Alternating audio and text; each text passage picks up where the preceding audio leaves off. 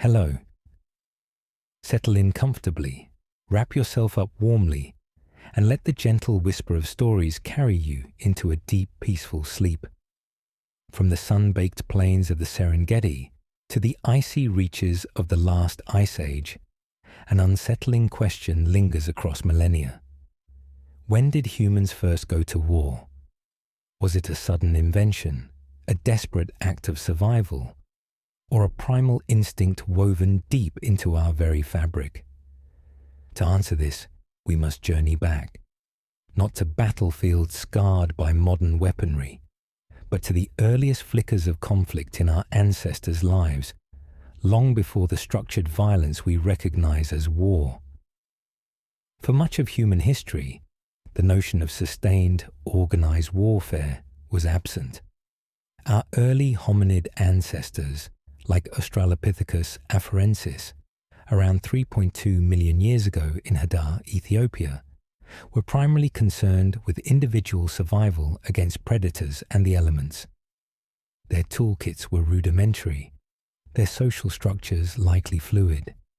Evidence of interpersonal violence during this period is rare, often limited to incidental injuries from falls or animal attacks. However, as brains grew and social complexity increased with species like Homo erectus and later Homo sapiens, so too did the potential for destructive interactions. Consider the findings from Cima de los Huesos in northern Spain, a site dated to approximately 430,000 years ago. Among the remains of at least 28 individuals, presumed ancestors of Neanderthals, one skull, cranium 17, exhibits two clear penetrating fractures on the frontal bone, consistent with impacts from a blunt object delivered with extreme force. Forensic analysis, led by Dr. Nohemi Saleh and colleagues, concluded these injuries were likely inflicted by another individual, not an accident, pointing to one of the earliest documented cases of potentially lethal interpersonal violence within the human lineage. This was not a large-scale battle, but a singular, brutal act, the first scent of conflict, a primal fear manifesting in aggression against one's own kind. This single act, stark and undeniable, forces us to confront an uncomfortable truth. The capacity for fatal violence has been a shadow trailing humanity for hundreds of thousands of years. It's a crucial distinction. Isolated acts of violence are not war, but they are the raw material, the fundamental building blocks from which the complex structure of organized conflict might eventually emerge. That primal fear, glimpsed in the Cima de los Huesos skull, represents individual brutality. But for violence to scale into war, motivations beyond personal vendettas must emerge, often fueled by the silent alarm of scarcity. For hundreds of thousands of years, nomadic hunter-gatherer societies lived in relative balance with their environments. Resources, while not limitless, were often sufficient to sustain small mobile groups. Yet, drastic environmental shifts could shatter this equilibrium, forcing competition. The Upper Paleolithic period, roughly 50,000 to 10,000 years ago, saw significant climate fluctuations, including the last glacial maximum. Retreating ice sheets and changing ecosystems drastically altered the availability of vital resources: game, water, habitable land. As populations expanded and territories became more defined, the stage was set for competition to escalate from avoidance to confrontation. Anthropological studies of contemporary hunter-gatherer groups, such as the Kungsan of the Kalahari or the Hadza of Tanzania, reveal that while internal conflict occurs, organized warfare over resources is rare, often limited to disputes over women or hunting territories resolved through ritualized combat or fissioning of groups. However, archaeological evidence suggests a shift during periods of intensified environmental pressure.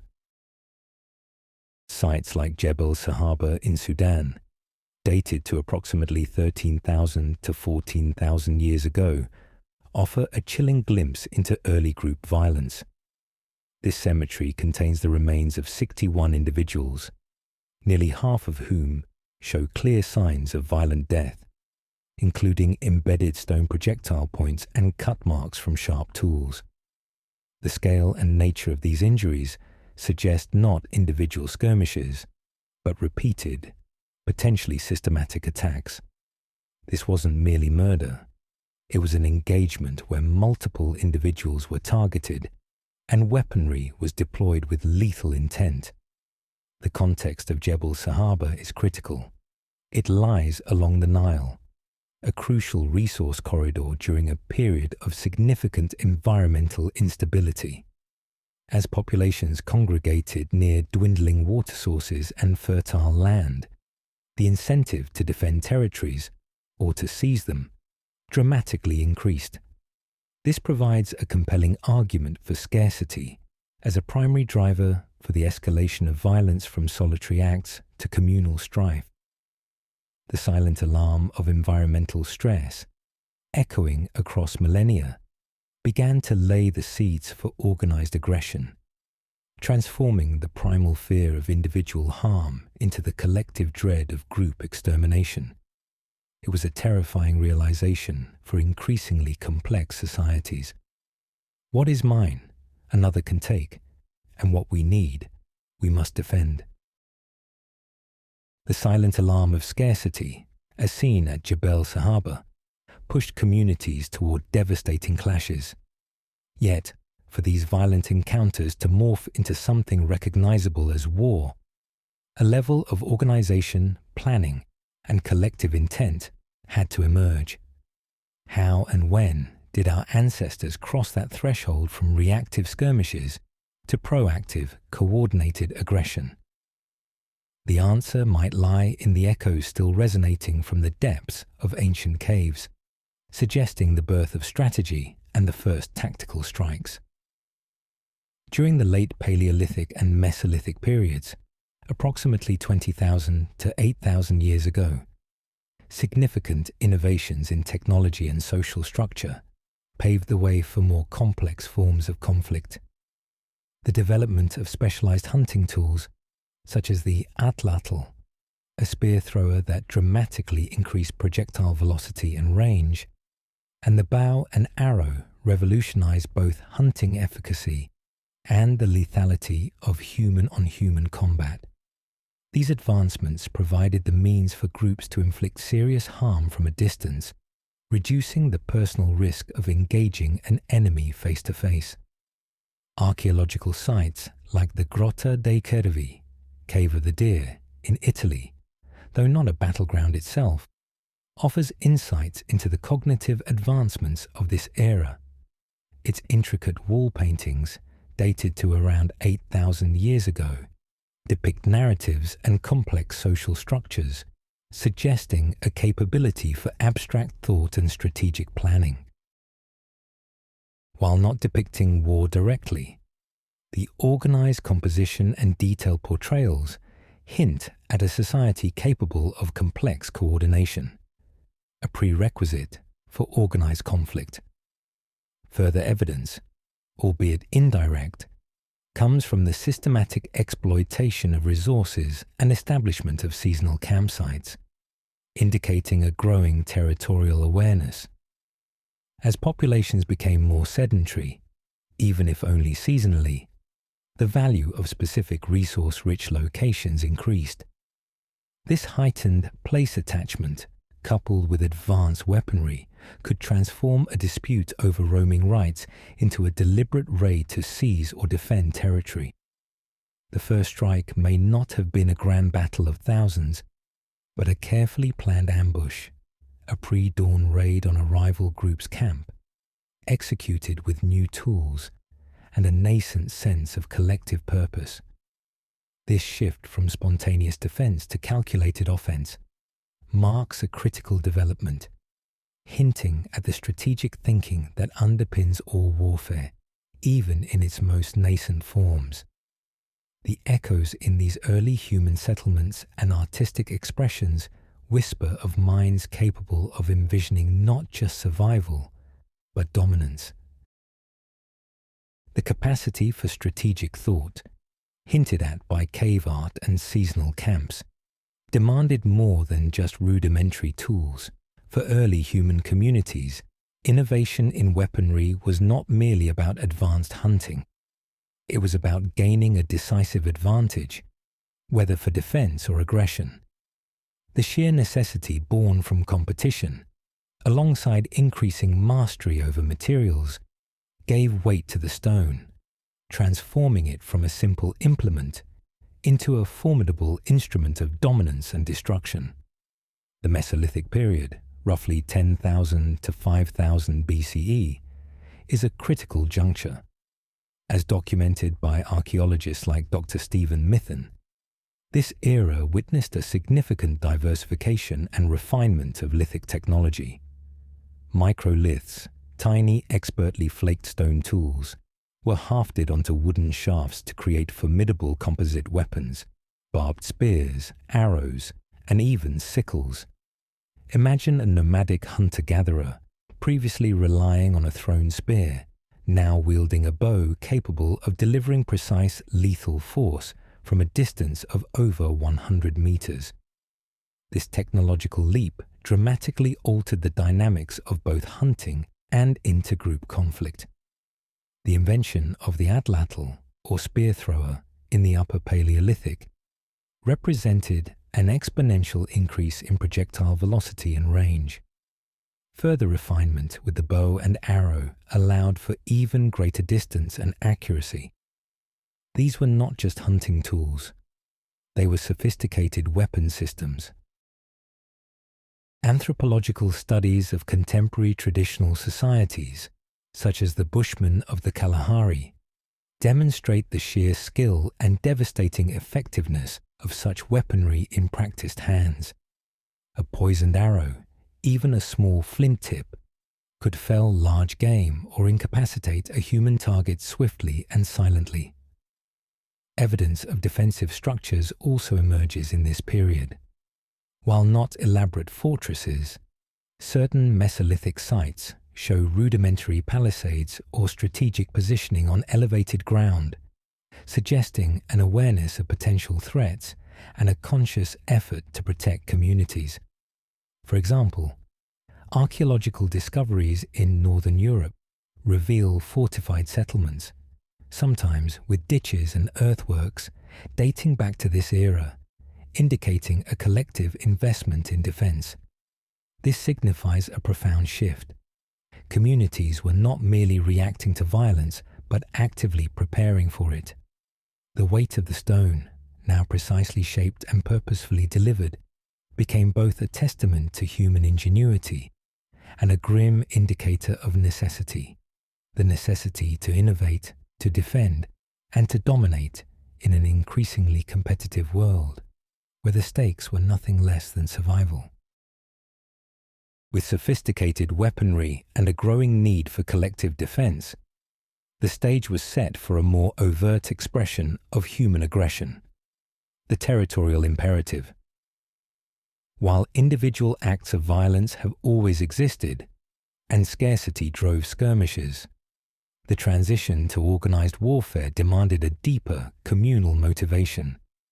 This often manifested as a fierce defense of tribal lands or hunting grounds, a protective hunter's scowl turning outward to secure group survival and prosperity. The Neolithic Revolution, beginning around 10,000 BCE, intensified these territorial instincts. The shift from nomadic hunting and gathering to settled agriculture brought about unprecedented changes. Communities began investing heavily in particular locations, cultivating crops and raising livestock. This fixed investment made abandoning land incredibly costly, elevating the stakes of any dispute profoundly. Suddenly, a seasonal hunting ground wasn't just a place to find food. It was a home, a farm, a future, a resource to be defended at all costs. Archaeological evidence from Neolithic Europe in particular, paints a stark picture. Sites like Talheim in Germany, dated to around 5000 BCE, reveal a mass grave of 34 individuals, men, women, and children, who suffered brutal deaths from blunt force trauma and arrow wounds. The specific patterns of injury and the complete lack of defensive wounds on many victims suggest a surprise attack, a massacre rather than a battle. Crucially, the victims were likely from a distinct community, hinting at intergroup conflict. This wasn't merely about individual aggression. It was a deliberate act of extermination, a clear outcome of territorial rivalry, where one group sought to eliminate another from their claimed lands. Similarly, the fortified settlements of the linear band ceramic culture across Central Europe, with their impressive defensive ditches and palisades, corroborate this pattern of increasing conflict. Dr. Christian Meyer's research into these sites emphasizes that these fortifications were not built against wild animals, but against other human groups. The very act of building such defenses indicates a perceived consistent threat, a readiness for confrontation fueled by the desire to protect settled lands and the agricultural bounty they produced. The hunter's scowl had transformed into the farmer's grim determination, firmly rooting humans in their territory and, paradoxically, setting the stage for organized warfare to become a tragically enduring feature of our species. The fortified villages and mass graves of the Neolithic period offer stark evidence of conflict, but they also raise a critical question. What prompted these communities to break any existing truce, however fragile, and resort to such brutal collective violence? The whispers in the wind, rumors of dwindling resources, encroachment, or past grievances, likely played a potent role, pushing societies beyond individual acts of aggression into full-scale intergroup warfare. The transition to agriculture, while providing stability, also introduced new vulnerabilities. A single bad harvest, a prolonged drought, or an unexpected pestilence could threaten the survival of an entire community. In such precarious times, the prospect of seizing resources from a neighboring group, even violently, could become an existential imperative. Dr. David Price, a prominent anthropologist, argues that early agricultural societies, with their increased population densities and dependence on specific territories, were inherently more susceptible to conflict arising from environmental stress. The once fluid boundaries of hunter-gatherer territories solidified, creating contested zones where trespass became an act of provocation. Archaeological sites like Çatalhöyük in modern-day Turkey, a massive Neolithic settlement dating to around 7500 BCE, provides important, if sometimes ambiguous, insights. While Çatalhöyük shows fewer overt signs of pitched battles compared to later periods, its architecture reveals defensive characteristics. Houses were clustered together with communal walls, suggesting a need for collective security. Entry was likely from rooftops, making ground access difficult. While direct evidence of large-scale warfare is scarce, certain skeletal remains exhibit healed fractures and wounds consistent with interpersonal violence, indicating a persistent undercurrent of threats from outside the immediate community. These were societies living in a state of alert, where a broken truce could quickly escalate. The human cost of these broken truces is vividly demonstrated by sites like those of the Ban ceramic massacres mentioned earlier in Talheim and Schletz-Aspern. These events were not isolated incidents, but part of a discernible pattern across Neolithic Europe. Research by archaeologists such as Professor Michael Parker Pearson suggests that the motives for these massacres were often territorial disputes, resource acquisition, and perhaps even ritualistic clearances of competing populations. The whispers of fear and aggression, amplified by fixed settlements and valuable resources, led to a cycle where preemptive strikes or retributive acts became tragically common, shattering any peace and establishing a grim precedent for concerted human conflict. The belief that one group could prosper only at the expense of another became a devastating truth, profoundly reshaping human interaction. The whispers of a broken truce often intensified with the chill of winter's approach, or the relentless glare of a summer drought. For early agricultural communities, the seasonal cycles were not merely markers of time, but arbiters of life and death.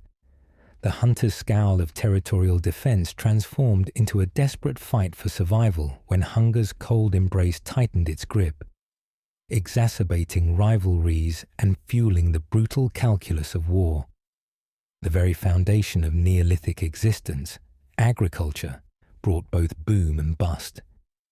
While it allowed for larger, more sedentary populations, it also created a precarious dependence on specific crops and predictable weather patterns. A single season of crop failure, an infestation, or severe climate shifts could plunge an entire community into famine. During such crises, the neatly ordered world of agrarian life could quickly unravel. The decision to raid a neighboring community for their stored grain or livestock, once a provocative act, could become a grim necessity. Paleo-environmental data, gathered through ice core samples, tree rings, and geological formations, reveals periods of significant and rapid climate change throughout the late Neolithic and early Bronze Age. These fluctuations often manifested as prolonged droughts or sudden cold snaps, devastating harvests and disrupting ecosystems. For example, research into settlements in Mesopotamia and the Levant during the 5th and 4th millennia BCE indicates a correlation between periods of increased aridity and evidence of fortified villages and widespread violence. When the fields lie barren and the granaries empty, the stakes become unimaginably high. Imagine the biting wind of a harsh winter, the cries of hungry children, and the dwindling stores of food. The prospect of starvation, a deeply primal fear, could drive communities to desperate measures. As argued by scholars like Azargat, the pursuit of resources, particularly food, remains a primary driver of conflict throughout human history. When internal resources are exhausted, external acquisition becomes the only path to survival for a group. This isn't abstract ideology, it's the visceral terror of hunger, forcing individuals and communities to make impossible choices. The cold embrace of winter and the threat of famine served as powerful catalysts, pushing human communities beyond mere territorial squabbles into a new, more lethal paradigm, where survival of one group often meant the destruction or subjugation of another. When hunger's cold embrace pushed communities to the brink, the path of conflict often led to victory for some, but a victory tasting undeniably bitter.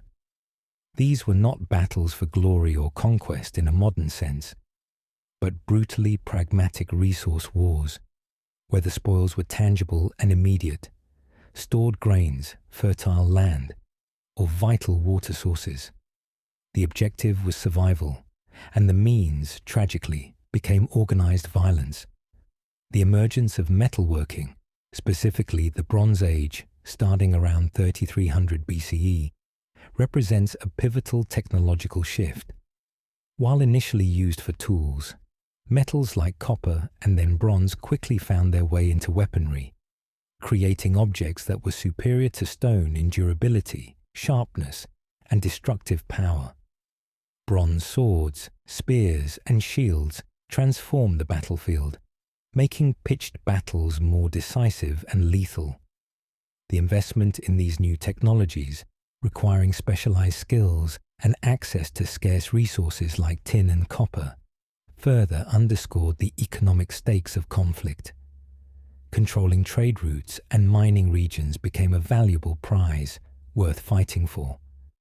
Archaeological sites like Tollens Valley in northern Germany, dated to around 1250 BCE, offer a grim and unparalleled snapshot of a large-scale Bronze Age battle. Here, thousands of human remains alongside sophisticated bronze weapons, spearheads, arrowheads, and even a bronze battle axe were unearthed. Forensic analysis indicates that many individuals suffered multiple fatal wounds and injuries consistent with close-quarters combat. Crucially, genetic studies of the remains suggest a diverse geographical origin for the combatants, implying that this was not merely a local skirmish, but a clash between larger, possibly federated groups. What drove such a large-scale engagement? The Tollens River Valley was a critical crossing point and a rich resource area, likely making it a choke point for trade or migration. The battle, spanning an estimated 700 to 1,400 men, was almost certainly a fight over access to and control of these vital resources. The bitter taste of victory for the survivors would have been tempered by the immense human cost, but the prize, likely control over fertile land, trade routes, or the very passage itself, would have been deemed essential for their community's continued existence. The development of advanced weaponry combined with the escalating pressures of population growth and resource demand forged a new reality where the strategic acquisition of resources through overwhelming force became a defining and devastating characteristic of early human warfare. The bitter taste of victory, measured in seized resources or strategic control, often came at an immense cost, most brutally experienced by the victims of raids and invasions. The escalating scale and sophistication of warfare, evident at sites like the Tollens Valley, meant that the smoke on the horizon became a harbinger of devastation for entire communities, transforming settled villages into scenes of terror and ash. As societies became more structured and organized, so too did their capacity for offensive action. The transition from localized skirmishes to systematic campaigns became increasingly common, particularly by the early Bronze Age, circa 3300–1200 BCE. This period saw the rise of more stratified societies, often with emerging leaders or warrior classes who could command larger forces and orchestrate more elaborate attacks. The goal was no longer just a quick raid for food, but often the subjugation, displacement, or even eradication of rival groups to secure long-term territorial control or access to valuable resources like metal ores or fertile plains. Archaeological evidence from numerous sites across Europe and the Near East bears witness to this escalating brutality. Take, for instance, the settlements of the Urnfield culture in Central Europe, c. 1300, 750 BCE. Many of their settlements were heavily fortified with multiple concentric ditches and palisades, demonstrating a clear and persistent fear of external attack. Beyond defensive measures, evidence of destruction layers, thick strata of burned material, collapsed walls, and scattered human remains frequently mark the end of these settlements. These layers speak volumes, not of gradual abandonment, but of sudden, violent destruction. Consider the detailed analysis of sites like the fortified hilltop settlement of Vrable Velké Lever in Slovakia, dating to the late Neolithic. While not Bronze Age, it illustrates the sheer scale of early defensive efforts and the likely consequence of their failure. The presence of numerous defensive structures, combined with evidence of violent trauma on skeletal remains from similar coeval sites, points to communities constantly under threat. A village in flames was not an accident. It was a deliberate act of war designed to eliminate a rival, seize their land, or break their spirit. The smoke on the horizon, once a distant threat, became a grim reality for countless early human settlements, marking the tragic and devastating maturity of organized warfare. For every village set ablaze, for every family displaced, there was the searing agony of loss, the ashes of home. This profound trauma, imprinted on the survivors, often ignited a powerful, enduring drive for revenge. The cycle of violence, once initiated by resource scarcity or territorial imperative, became self-perpetuating, fueled by vengeance and retribution passed down through generations. The psychological impact of such overwhelming destruction cannot be overstated. Beyond the immediate physical trauma, the loss of communal memory, the eradication of ancestral homes, and the systematic killing of kin would have created deep-seated grievances. For a pre-literate society, where oral traditions and collective identity were paramount, the destruction of a village was not just a material loss, but an existential threat, demanding a response. Anthropological studies of vendetta cultures, even in modern times, illustrate how cycles of reciprocal violence can persist for centuries, driven by the imperative to avenge past wrongs and restore honor. Archaeological analysis often struggles to capture the emotional drivers of ancient conflict, but the persistence of defensive structures and the grim patterns of mass graves over long periods offer an indirect but compelling picture. The repeated rebuilding of fortified settlements on the same sites, often with even stronger defenses, suggests a continuous threat and a collective memory of past attacks. Excavations at sites like Monte de' Codi in Sardinia, where an ancient ziggurat-like structure was built and rebuilt over millennia, hint at periods of intense upheaval interspersed with reconstruction, perhaps after destructive raids. The legacy of such destruction was not merely physical. It fostered a culture of vigilance, suspicion, and readiness for conflict. Children would have grown up hearing stories of past atrocities, taught to view neighboring groups as inevitable enemies. This perpetual state of readiness, combined with the structural changes in Bronze Age societies, the rise of warrior elites and centralized power structures, created a framework where war became not just an occasional necessity, but an ingrained cultural practice. The initial drivers of scarcity and territoriality had layered into something far more complex, a self-fulfilling prophecy of enmity and reprisal. The ashes of home became a powerful, ever-present reminder, whispering tales of injustice and fueling the relentless drive for retribution, ensuring that the wheels of war would continue to turn, carving an indelible scar onto the landscape of human history.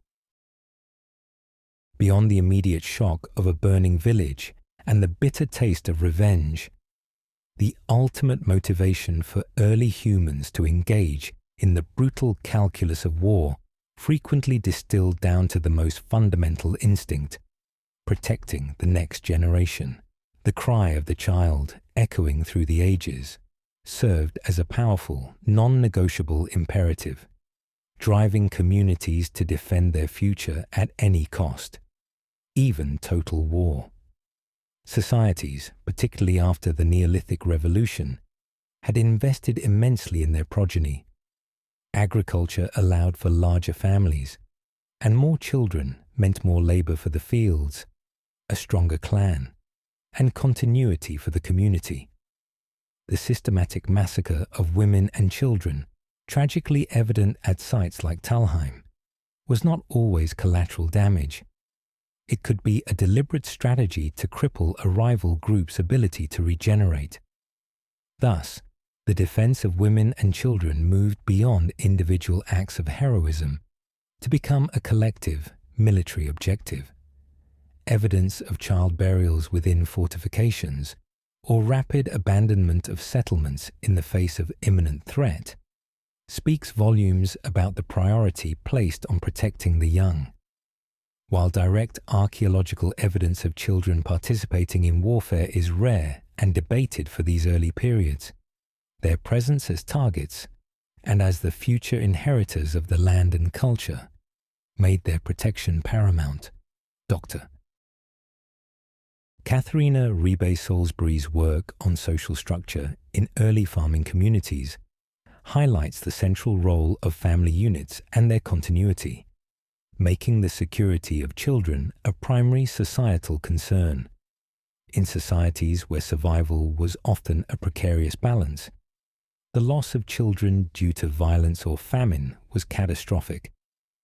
For a group to allow its children to be killed or enslaved was to accept its own extinction.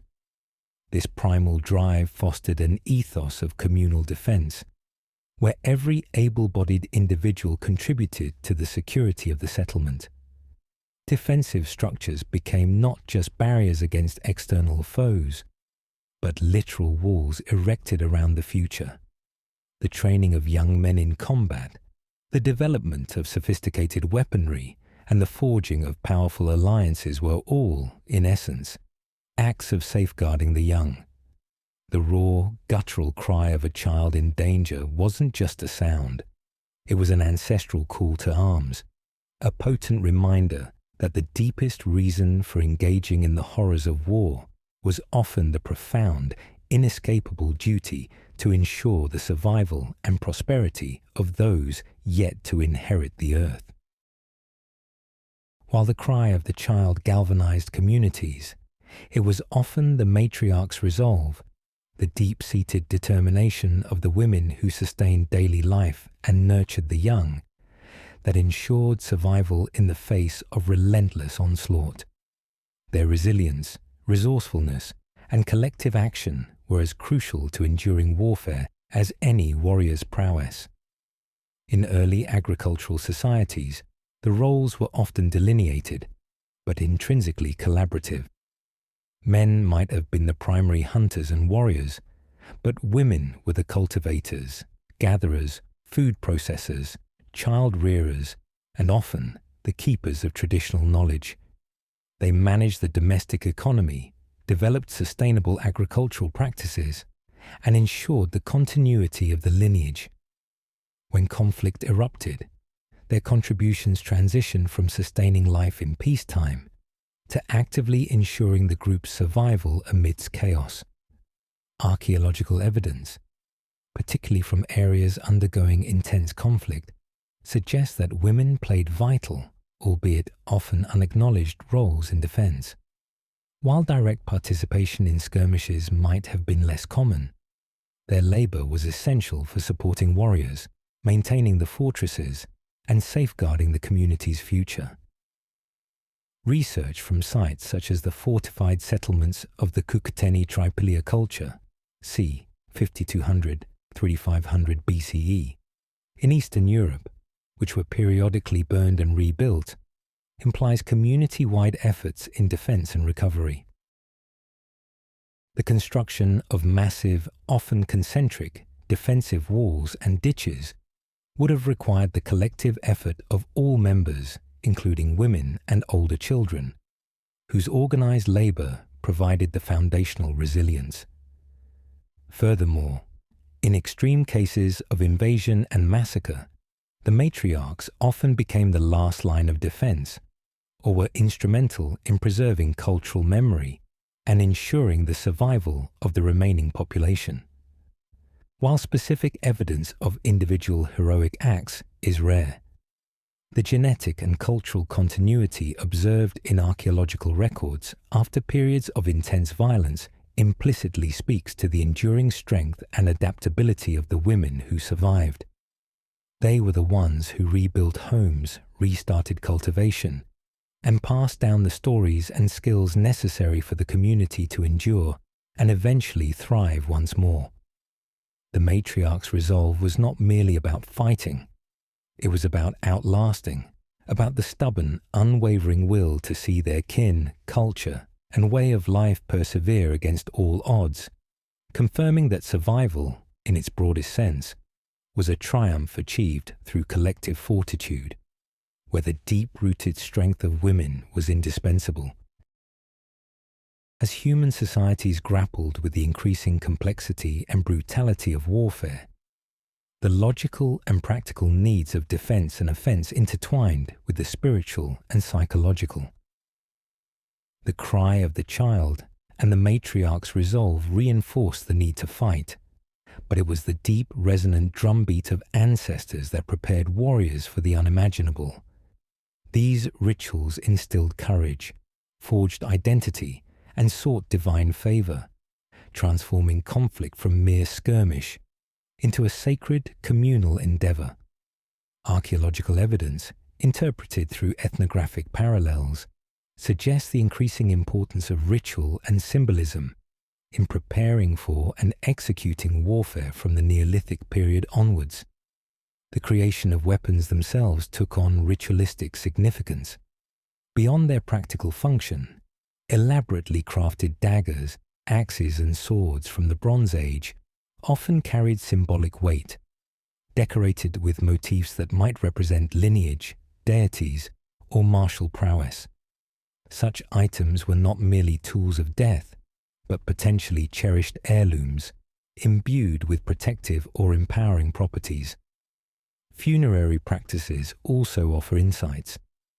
The burial of warriors with their weapons, or with specific grave goods symbolizing valor or status, indicates a growing reverence for those who defended the community.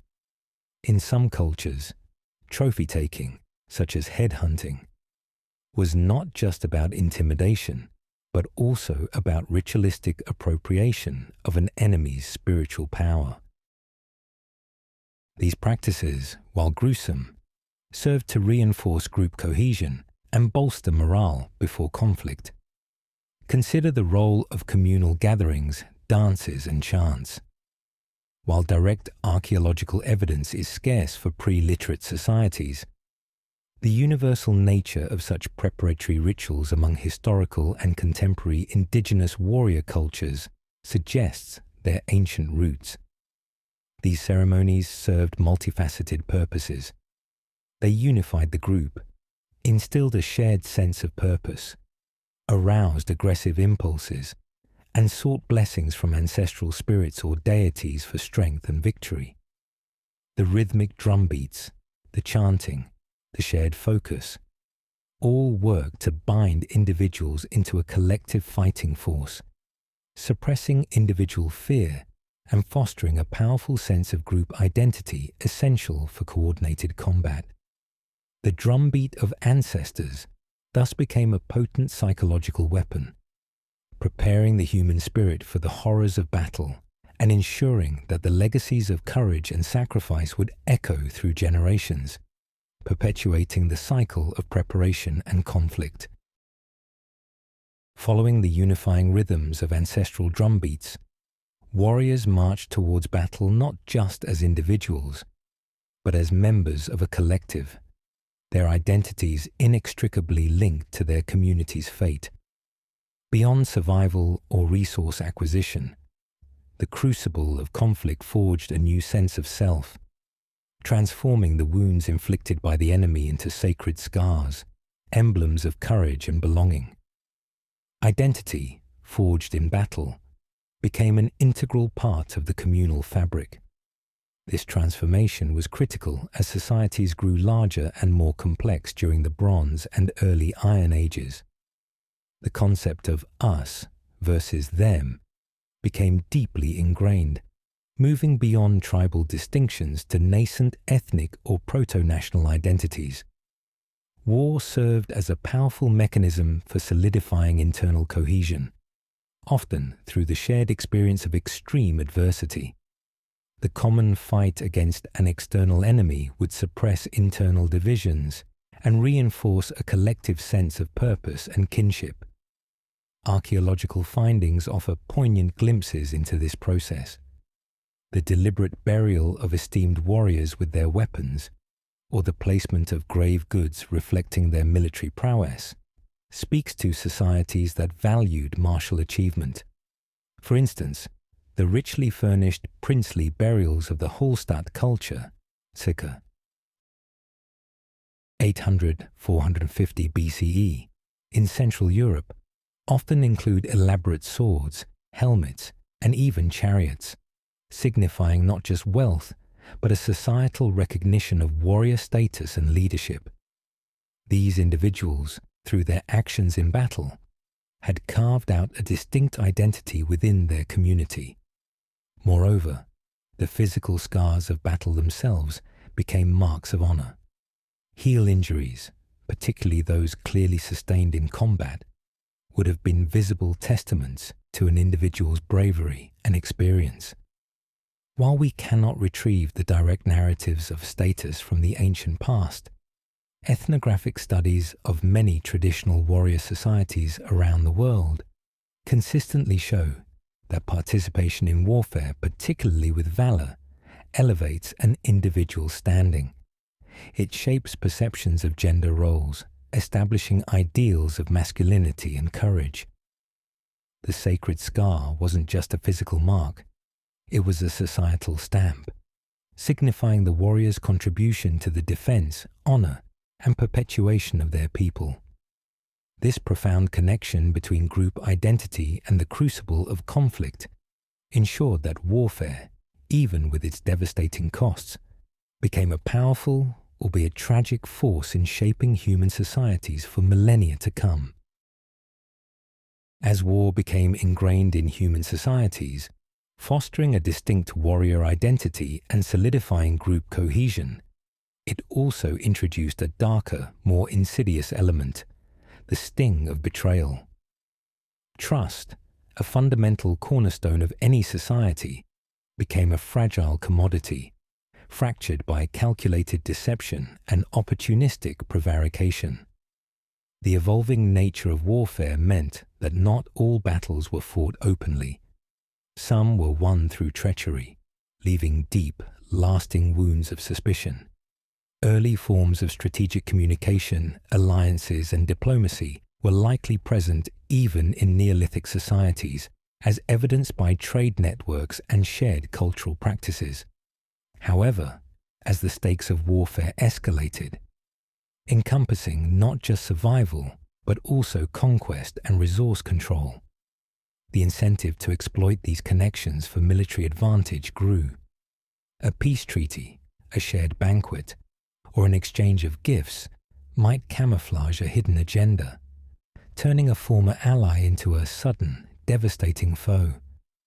While direct archaeological evidence of specific acts of betrayal is inherently difficult to discern, the constant need for defensive fortifications and the patterns of sudden, overwhelming destruction at sites hint at its prevalence.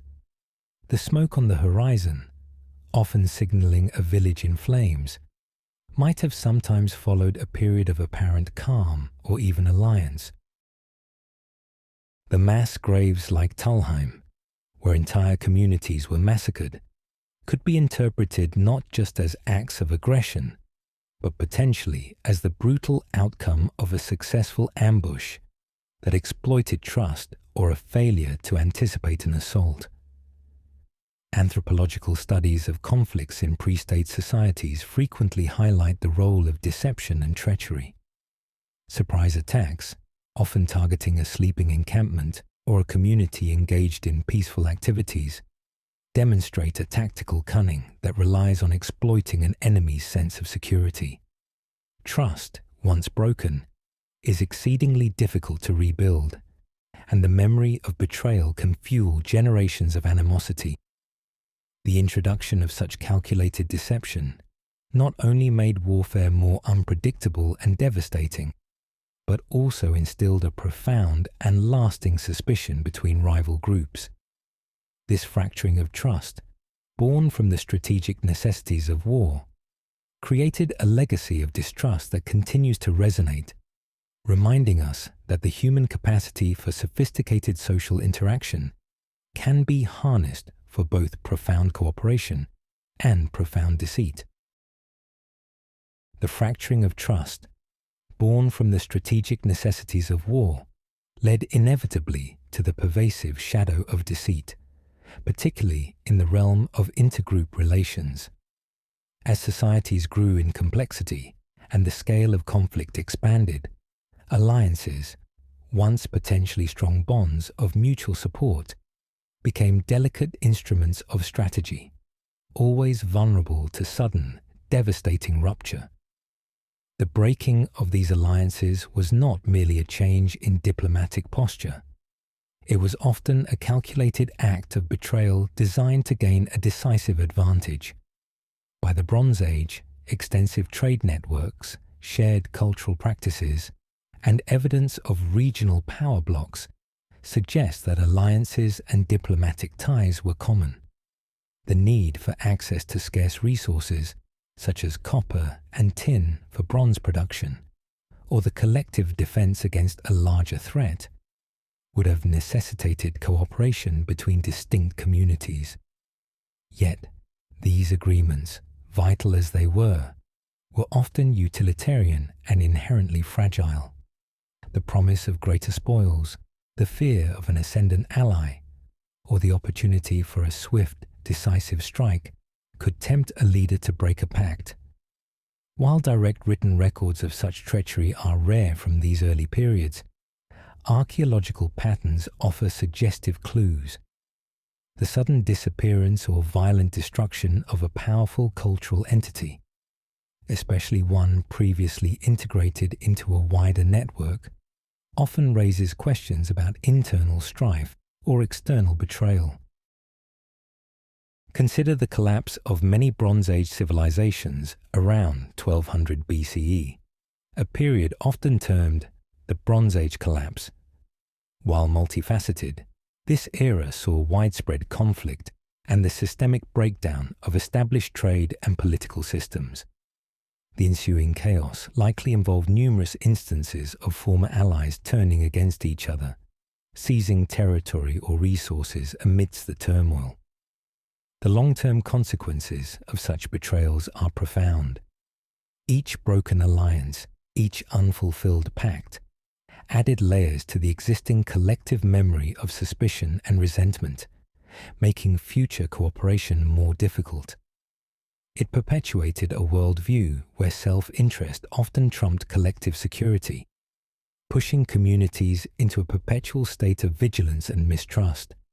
The shadow of deceit taught early humans a hard lesson, that even those sworn to protect could become the most dangerous adversaries. This understanding fundamentally reshaped the landscape of early human relations, transforming the very nature of conflict into a nuanced, often duplicitous, struggle for power and survival, where alliances were temporary conveniences and betrayal a tactical, if morally reprehensible, tool. The shadow of deceit and the breaking of alliances often found fertile ground, where basic needs became scarce, particularly the most fundamental of all: water. Beyond fertile plains or metal ores, command over life-sustaining water sources has, from the earliest complex societies, been a potent catalyst for conflict. The image of a river's red flow, stained by battle, speaks to humanity's enduring struggle for this vital resource. As agricultural societies grew, the demand for reliable water supplies intensified. Rivers, lakes, oases, and freshwater springs were not just convenient. They were non-negotiable for human survival, crop irrigation, and animal husbandry. Control over these sources translated directly into power, prosperity, and the very ability to sustain a population. When water became scarce, either through natural phenomena like drought or through human interference, the stakes escalated dramatically. The earliest civilizations, such as those in Mesopotamia and the Nile Valley, were riverine cultures, their existence inextricably linked to these vital waterways. While these rivers provided sustenance, they also became strategic battlegrounds. Evidence from ancient Sumerian city-states, dating back to the 3rd millennium BCE, points to repeated conflicts over access to irrigation canals and fertile riverbanks. Inscriptions chronicle wars between city-states like Lagash and Umma, driven by disputes over border demarcations that dictated control over water routes and arable land. One classic example is the Stele of the Vultures, depicting Eannatum of Lagash triumphing over Umma, with a significant portion of its narrative dedicated to land and irrigation rights. Further afield, archaeological data from arid regions, where water is perpetually scarce, shows similar patterns. The construction of elaborate water management systems, dams, canals, and reservoirs served not only utilitarian purposes, but also military ones. Destroying an enemy's water supply, or diverting it, became a devastating tactic of war. Conversely, defending one's own water sources was paramount. Dr. T.J. Wilkinson's research into ancient irrigation systems reveals the immense labor and strategic thought invested in controlling water, making it a frequent flashpoint for violence. The river's red flow, thus, is not merely a poetic trope. It is a recurring archaeological signature, a testament to the brutal reality that when survival hinges on a shared, yet finite resource, the fight for it can be among the most desperate and unforgiving of human conflicts. The fight for water transformed landscapes, sculpting not just irrigation channels, but also the very contours of human conflict. For communities whose survival hinged on control of a spring or river, the front lines were not abstract borders, but the parched earth itself. This was a war where the enemy was often the environment as much as other humans, where life and death were fought over inches of ground and drops of precious liquid.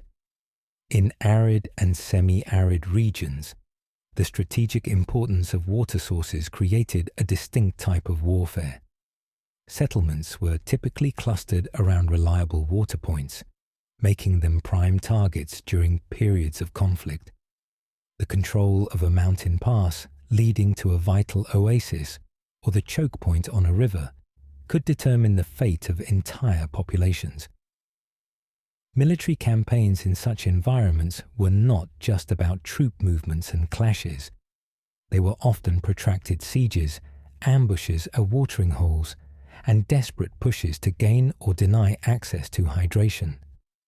Archaeological evidence from ancient fortress cities like Dimini in Greece, from the Neolithic period, or the later hill forts of the Near East, often reveals built-in mechanisms for water storage, such as cisterns, demonstrating a clear awareness of the need for water security during potential sieges. Invading armies, conversely, frequently targeted wells and springs, attempting to cut off their enemy's lifeline. The Roman military, for instance, in later periods, meticulously built aqueducts to supply their long-distance campaigns, acknowledging the absolute necessity of a secure water source. Even in pre-literate societies, where direct accounts are scarce, the strategic placement of fortifications and the evidence of prolonged struggles in resource-challenged areas point to water-centric warfare. Imagine standing on a sun-baked plain, your throat parched, the distant glint of a river your only hope. The battle for water was existential. It stripped away complex motivations, reducing conflict to its rawest form, survival at any cost. For the warriors defending their homeland, it was not just about defending territory. It was about defending the very possibility of life for their families and kin. For the attackers, it was often a desperate gamble, spurred by their own imminent thirst or the need to secure a future for their own people. The parched earth became a brutal, unforgiving stage where the ultimate prize was simply to endure, and the consequences of defeat were as absolute as the desert itself. The struggle for water on the parched earth often channeled movement into predictable routes, and it was in such strategic choke points that the true cunning of early warfare revealed itself.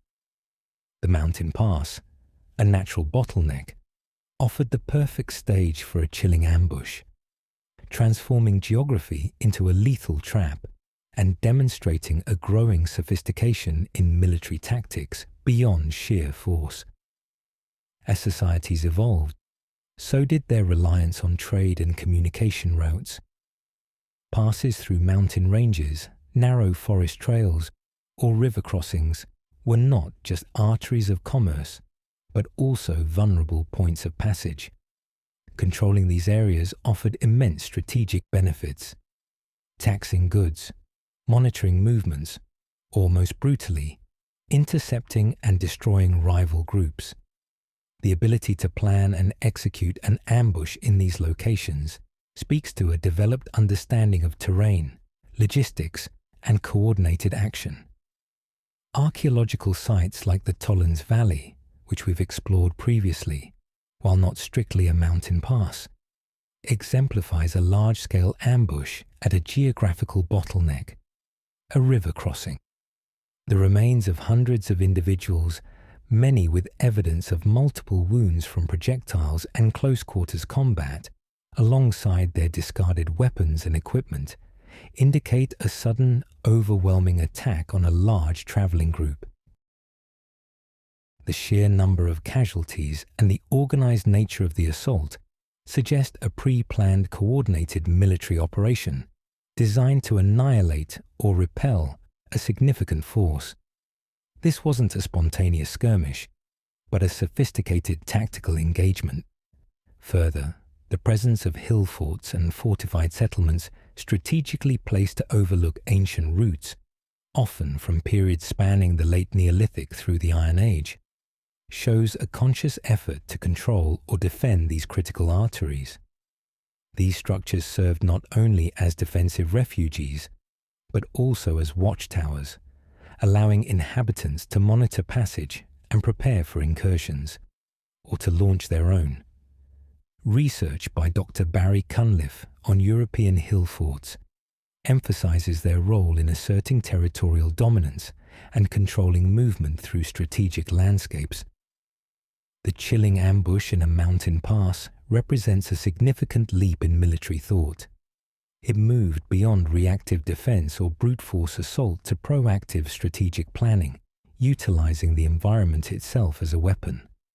This calculated act of interception turned natural geography into a killing ground, forever marking these essential pathways with the memory of unexpected violence. From the chilling ambush in a mountain pass emerges a deeper lesson in early human conflict. The terrain itself was frequently enlisted as a weapon. Beyond direct confrontation, strategic minds learned to harness natural features, transforming landscapes into killing zones where arrows or spears were supplemented by the brute force of gravity. The echo of falling rocks was an audible signature of this brutal ingenuity. This tactical awareness demonstrates an advanced understanding of topography and physics, long before formal military academies existed. Individuals or groups that could read the land, identifying bottlenecks, high ground, and unstable slopes, gained a considerable advantage. This was particularly crucial in regions with rugged environments, where movement was inherently constrained and predictable. The cost of carrying heavy weaponry or mounting a sustained assault uphill could be leveraged by a smaller, well-positioned defensive force. Archaeological evidence, while not explicitly showing the act of a rockfall, indicates the strategic placement of early defensive structures that heavily relied on natural barriers. Hill forts across Europe, dating from the late Bronze Age and Iron Age, are prime examples. These settlements were almost universally built on elevated ground, often with steep, inaccessible slopes on one or more sides. The remaining accessible approaches were then heavily fortified with ditches, ramparts, and palisades. This suggests an understanding that the natural gradient itself provided a significant defensive advantage, slowing attackers and making them vulnerable to missile fire, and implicitly to other forms of non-projectile assault, like rolling stones. Consider the hypothetical yet historically plausible scenario. An invading force attempting to traverse a narrow gorge. A small, hidden group positioned on the cliffs above could, with remarkable efficiency, deploy a devastating barrage of dislodged boulders and rocks. The sheer chaos and destruction wrought by such an attack, combined with the psychological terror of an unseen enemy, would be immense. The echo of falling rocks represents more than just a physical weapon. It signifies a strategic leap, where the landscape was not merely a backdrop for battle, but an active participant. Early humans learned that commanding the high ground and understanding the forces of nature could turn the tide of conflict, making the very earth an ally in their quest for victory and survival. After the echo of falling rocks faded and the last arrow flew, the battlefield lay silent, save for the groans of the wounded and the mournful cries of the bereaved. This was the immediate aftermath of ancient warfare, a scene defined by the overwhelming scent of blood and fear. Beyond the strategic gains or losses, the human cost was immeasurable, shaping not just the survivors, but the very fabric of society. The widespread archaeological evidence of mass graves, mutilated remains, and burning settlements paints a grim picture of war's wake. Sites like the Tollens Valley in northern Germany, with its hundreds of dismembered bodies, offer a chilling forensic record. Skeletal analysis reveals not only fatal wounds, but also perimortem injuries sustained in the immediate aftermath of battle, suggesting acts of desecration or sustained brutality against the fallen. This was not a clean fight. It was often a visceral, savage encounter designed to terrorize and eliminate. The immediate consequences for the defeated were often horrific. Men might be killed, women and children taken captive, and resources plundered.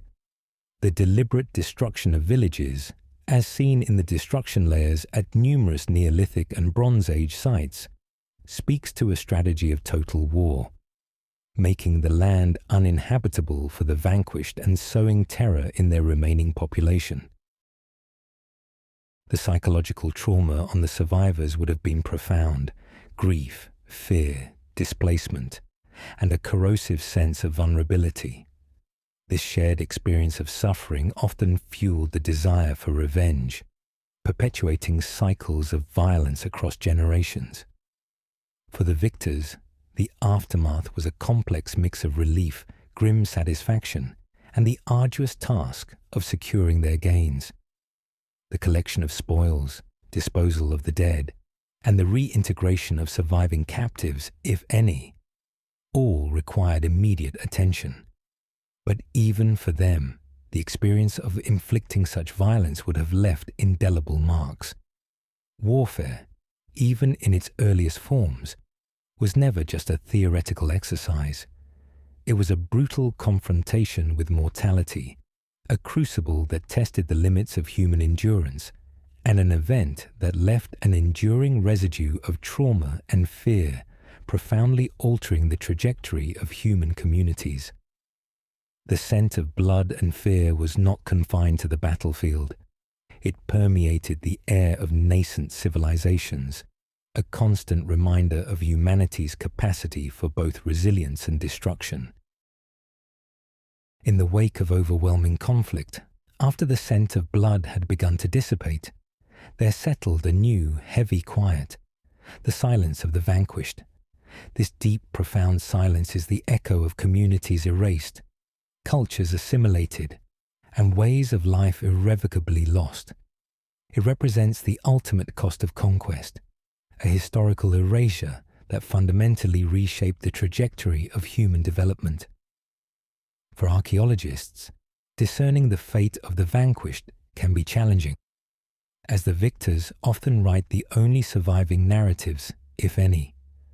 However, the absence of evidence can be as telling as its presence. Settlements that simply cease to exist in the archaeological record, without a clear natural disaster or gradual abandonment, often point to their violent end or forced migration. Mass graves, like those at Talheim or the Tollens Valley, are the most explicit records of this devastation, documenting not just individuals, but the violent end of entire social units. Beyond outright extermination, conquest often led to the subjugation and assimilation of defeated populations. Women and children were frequently taken as captives, absorbed into the victor's society, their original lineage and cultural identity suppressed. Men might be enslaved, forced into labor, or eliminated to prevent future rebellion. This process, while seemingly less destructive than outright massacre, still resulted in the silence of their original culture, its practices and beliefs fading into the dominance of the conquerors. Dr. Peter Bogucki's research on early European farming communities highlights cycles of expansion and decline, often linked to intergroup conflict, where the cultural distinctiveness of smaller groups could be absorbed or obliterated. The long-term impact of such conquests reverberated for centuries.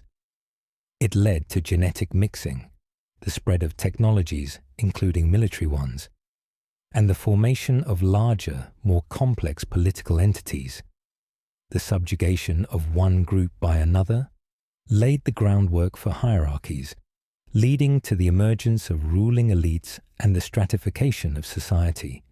The silence of the vanquished, while often muted in the historical record, profoundly shaped the demographic, genetic, and cultural landscapes of the ancient world. It is a powerful reminder that the true cost of war extends far beyond the immediate battlefield, influencing the very identity and memory of peoples, and cementing the harsh reality that for some to rise, others must often fall into oblivion. Amidst the silence of the vanquished and the shouts of the victorious, another voice, often unheard, arose. The healer's lament. While archaeological sites eloquently preserve the instruments of war and the final resting places of its victims, they also subtly reveal the desperate struggle to mend broken bodies and shattered minds. War inflicted wounds not just of the flesh, but of the soul, demanding ancient knowledge and compassionate hands to confront the pervasive trauma. The forensic analysis of skeletal remains from ancient battlegrounds and settlements frequently reveals a high incidence of healed injuries. These include fractured bones, skull traumas, and embedded projectile points that an individual survived, often for significant periods after the initial injury. This provides direct evidence of early medical practices, suggesting that communities possessed individuals, healers or shamans, who understood how to splint broken limbs, clean wounds to prevent infection, and even perform rudimentary surgeries like trepanation. Without such care, many individuals exhibiting these healed wounds would surely have perished, indicating a dedicated, though likely limited system of ancient medicine, geared partly towards managing conflict-related injuries. Consider the detailed analysis of remains from the Mesolithic site of Ovnet Cave in Bavaria, Germany, where skulls show evidence of traumatic injuries, some of which had healed. While not explicitly battle-related, they demonstrate that early humans possessed knowledge of injury treatment. Later, from Bronze Age sites like the Tollens Valley, where survival rates of battle injuries would have been low given the brutality, The presence of even a few healed wounds is significant. Expert analysis suggests a combination of practical knowledge and often spiritual belief played a role in healing, with rituals and herbal remedies accompanying physical treatment.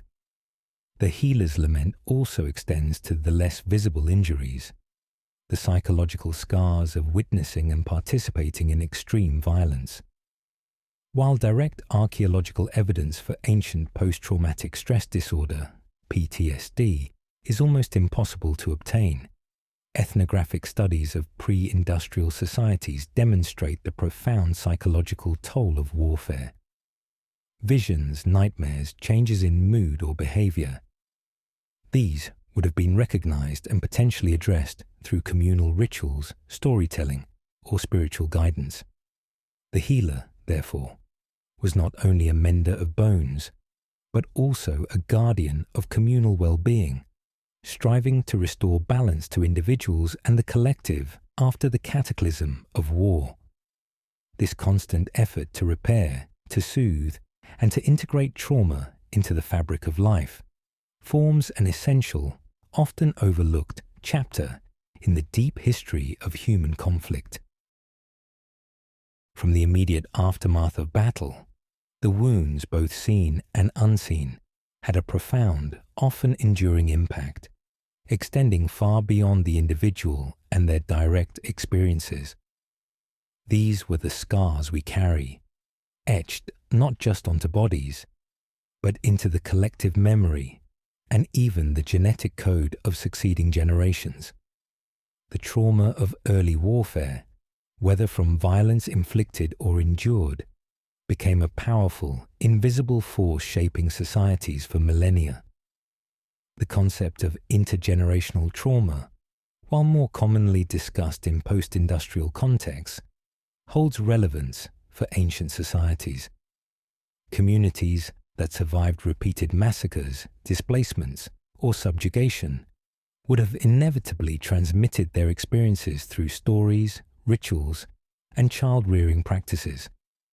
Children growing up in such environments would develop a worldview shaped by profound insecurity, fear of outsiders, and a constant readiness for conflict. This cultural transmission could manifest as heightened vigilance, strong in-group cohesion, and a perpetual drive for defense or preemptive aggression. Archaeological indicators, such as the continuous construction of larger and more complex defensive structures over centuries, reflect this enduring memory of past conflicts and the communal will to prevent their recurrence. Modern scientific research, particularly in epigenetics, offers intriguing insights into how extreme stress and trauma can even leave chemical marks on DNA, potentially influencing the expression of genes in descendants. While applying this directly to ancient populations is speculative, it provides a biological framework for understanding how the deeply traumatic experiences of early warfare might have had effects that transcended direct memory, embedding a predisposition to certain stress responses or behaviors within a population over time. Think of the long-standing feuds and cycles of vengeance that have characterized many historical and ethnographic examples of pre-state conflict. These are not merely rational calculations of power, but deeply emotional responses rooted in past grievances and unavenged losses. The scars we carry are not just physical marks on individuals. They are invisible wounds on the collective psyche, shaping cultural narratives, political structures, and even the innate emotional responses of the entire societies. The constant fear of the other, the ingrained suspicion of strangers, and the glorification of military prowess in many ancient societies can be seen, in part, as an enduring legacy of the profound trauma inflicted by early warfare.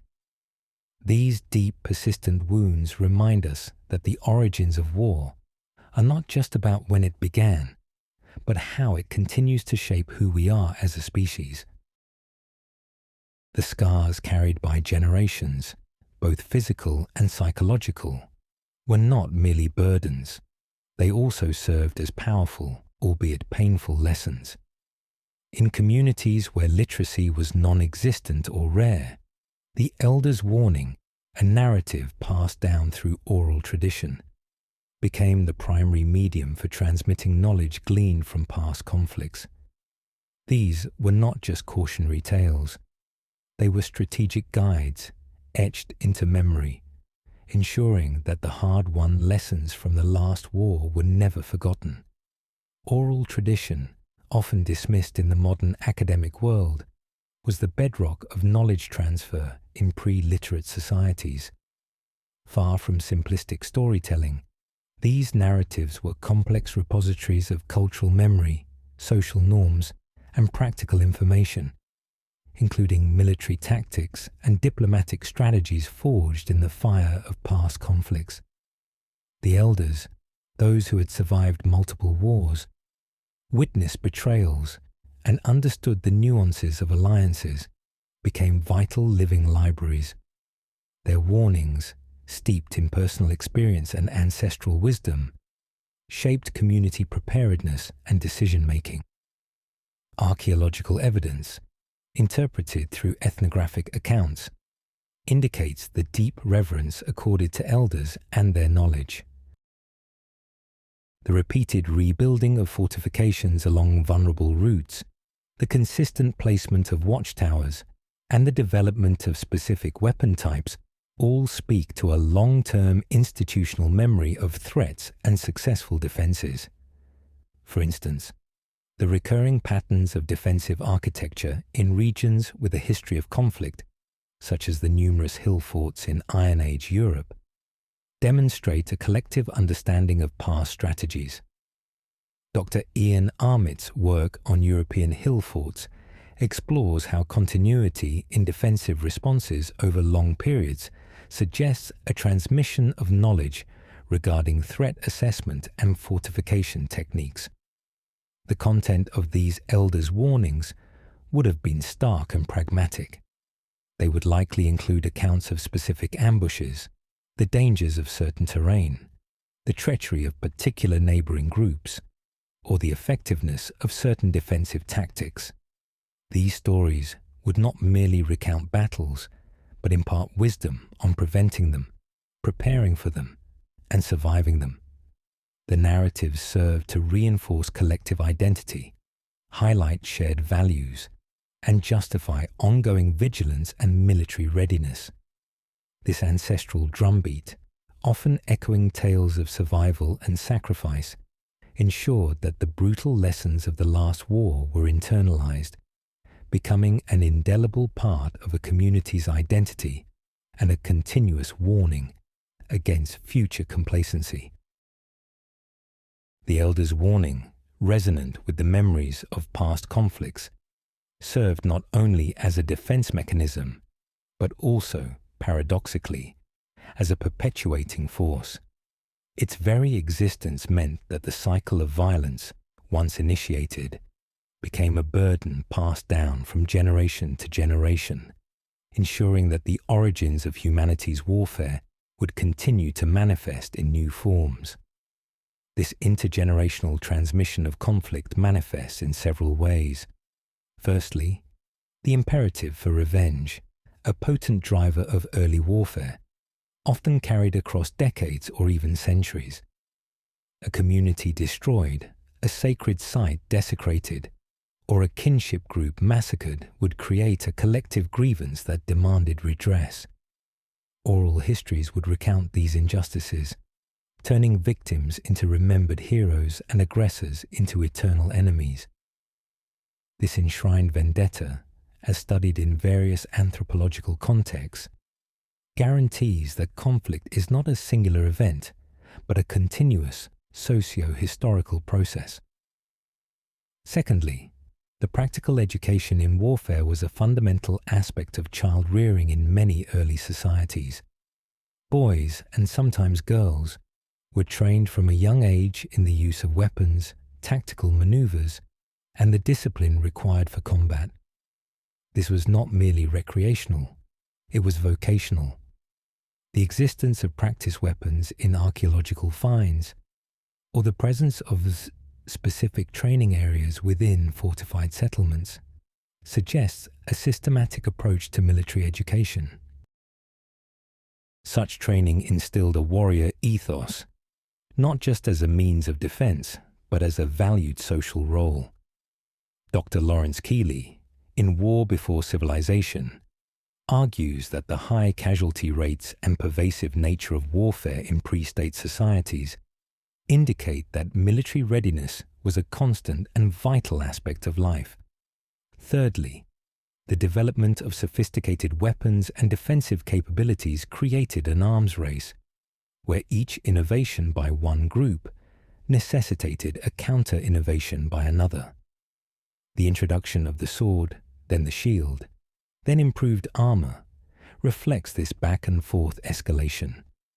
This technological burden was continuously passed down, forcing each generation to master the tools of destruction and defense simply to survive. The weight of this accumulated knowledge and the expectation of conflict meant that peace, when it occurred, was often an uneasy truce, a temporary cessation, rather than a fundamental renegotiation of human interaction. The cycle of violence, fueled by memory, training, and technological advancement, meant that war became an inherent tragic legacy, a heavy burden passed down, shaping the human story from its deepest roots to its modern complexities. The burden of the cycle of violence spurred ceaseless innovation, from the crude bludgeons of early hominids to the sophisticated bronze swords of ancient empires. The evolution of weaponry is a grim yet remarkable testament to human ingenuity. The craft of destruction illustrates a relentless drive to develop more efficient, more lethal means of harming one's adversaries, a central thread in the story of when and how humans first went to war. The earliest tools, simple stone flakes and choppers, were multi-purpose, used for butchering animals, preparing food, and defending against predators. However, as evidenced by the Cima de los Huesos skull, these items could also be devastatingly effective as weapons among humans. The transition from utilitarian tool to specialized weapon began subtly, with the refinement of projectile points becoming sharper and more aerodynamic, specifically designed for penetration. The development of the spear thrower, atlatl, and then the bow and arrow in the Upper Paleolithic revolutionized hunting, but also warfare, allowing for lethal force at a distance. The Neolithic period saw improvements in groundstone axes and maces, which became powerful skull-crushing implements. Yet, the true revolution in destructive craft came with metallurgy.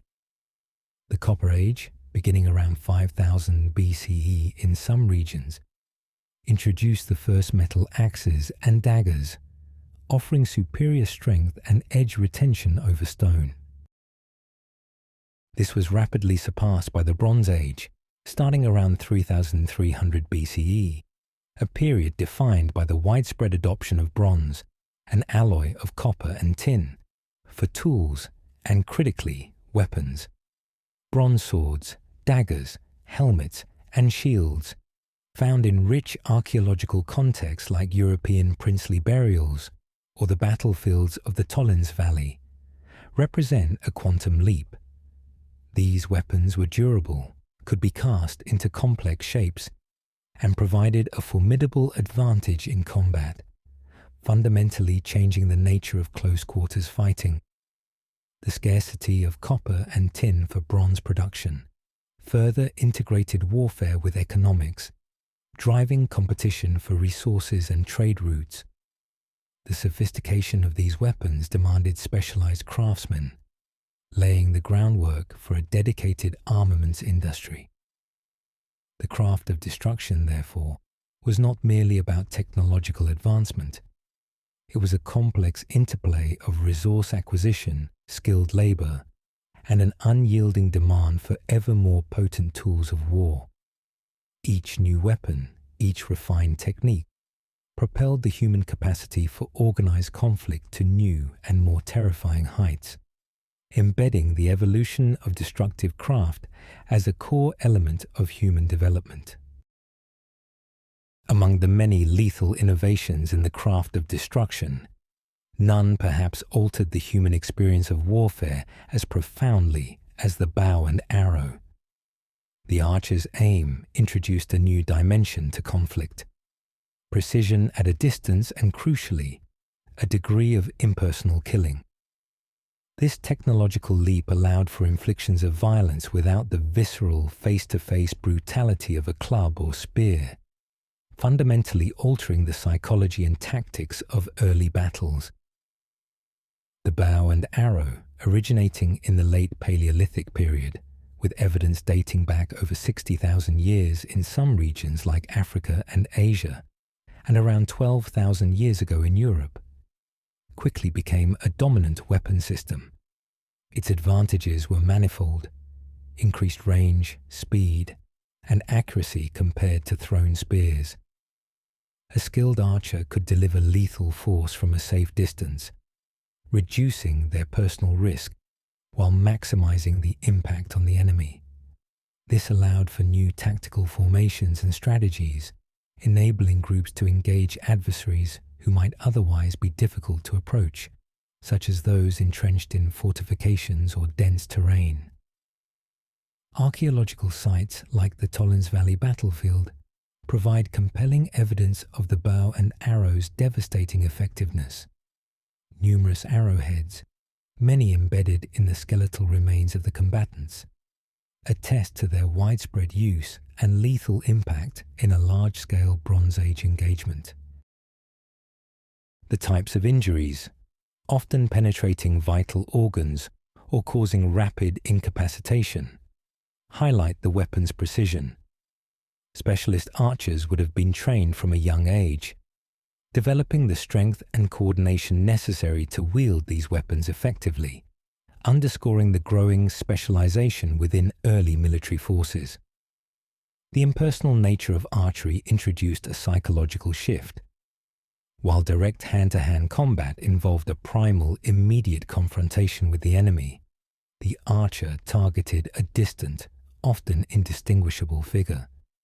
This made the act of killing perhaps easier, as the direct humanity of the opponent was obscured.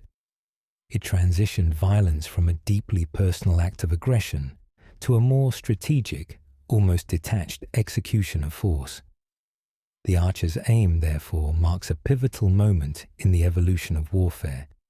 It amplified lethality, enabled advanced tactics, and subtly, yet profoundly, began to alter the very human experience of taking a life in battle, setting a precedent for increasingly distanced and impersonal forms of conflict that would continue to evolve throughout human history.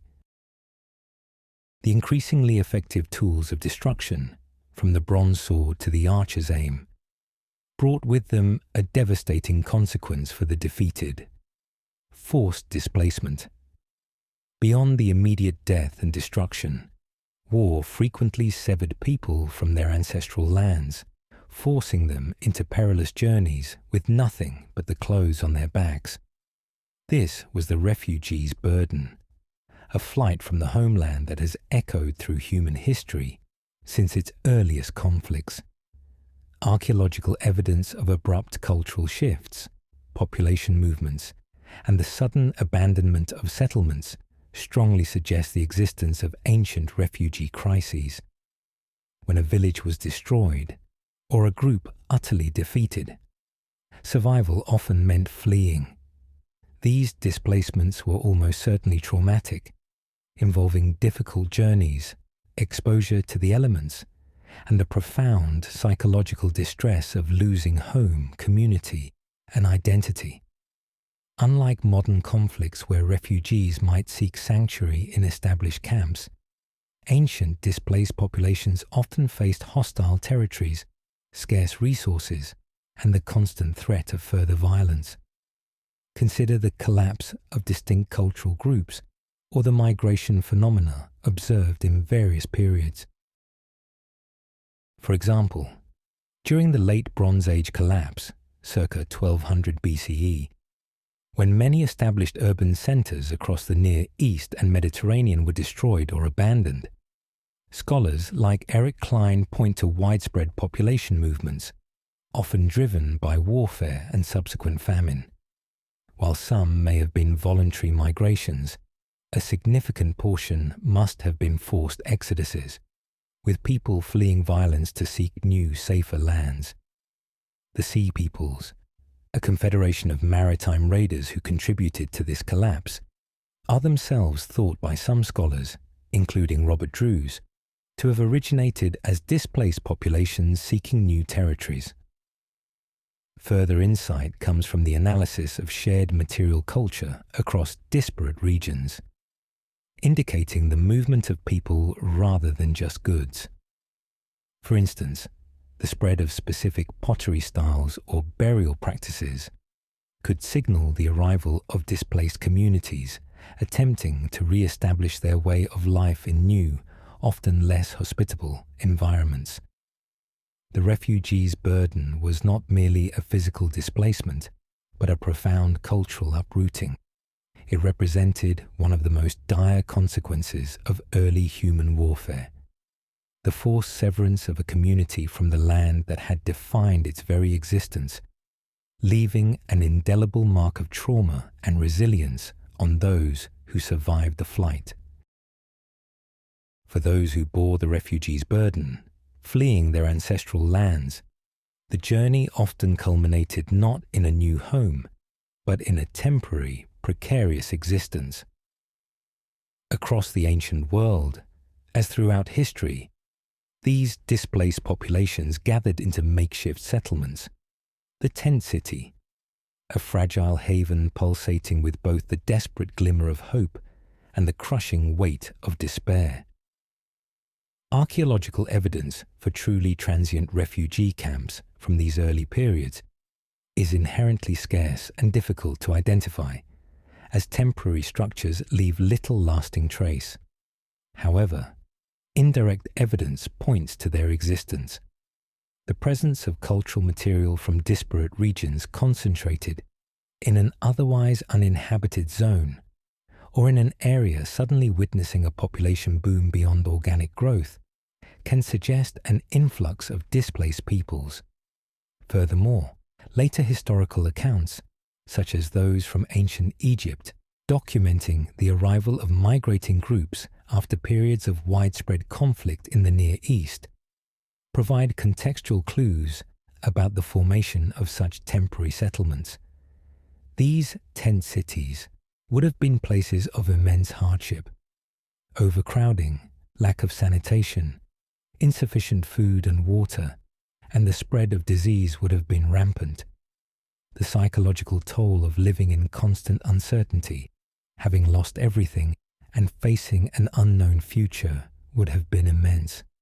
Yet, they were also places of remarkable resilience. Within these fragile havens, communities would have clung to their identities, recreating social structures, sharing precious resources, and striving to maintain hope for a better future. The matriarch's resolve, explored earlier, would have been particularly vital here, with women organizing the arduous tasks of daily survival and nurturing children amidst adversity.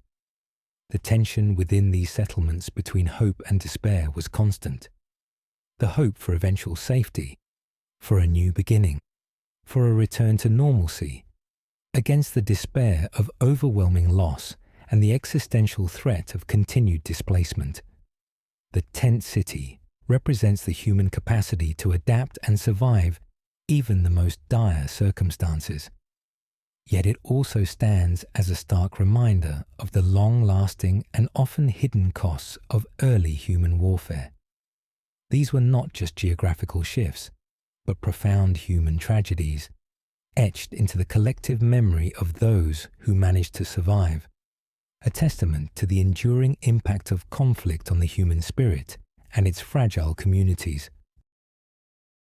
While the vanquished sought refuge in temporary camps, their conquerors returned home to very different scenes. For the victors, the aftermath of war was marked by a triumphant return, a celebratory affirmation of their dominance. This was the song of the victor, a testament to their prowess, wealth, and power. Yet even triumphalism came with its own toll, creating new societal pressures and expectations that further entrenched warfare as a cultural norm. Archaeological evidence for triumphant displays emerges more clearly with the rise of complex stratified societies, particularly in the later Neolithic, Bronze, and Iron Ages. Elaborate burials of warrior elites, often laden with weaponry, unique armor, and exotic goods, celebrated their martial achievements. The sheer wealth accumulated by some individuals and groups suggests their success in raiding, trade monopolies enforced by force, or the subjugation of neighboring peoples. Professor Barry Cunliffe's work on Iron Age Europe highlights how hill forts served not just as defensive structures, but also as centers of wealth and power, often derived from successful military expansion and control of resources.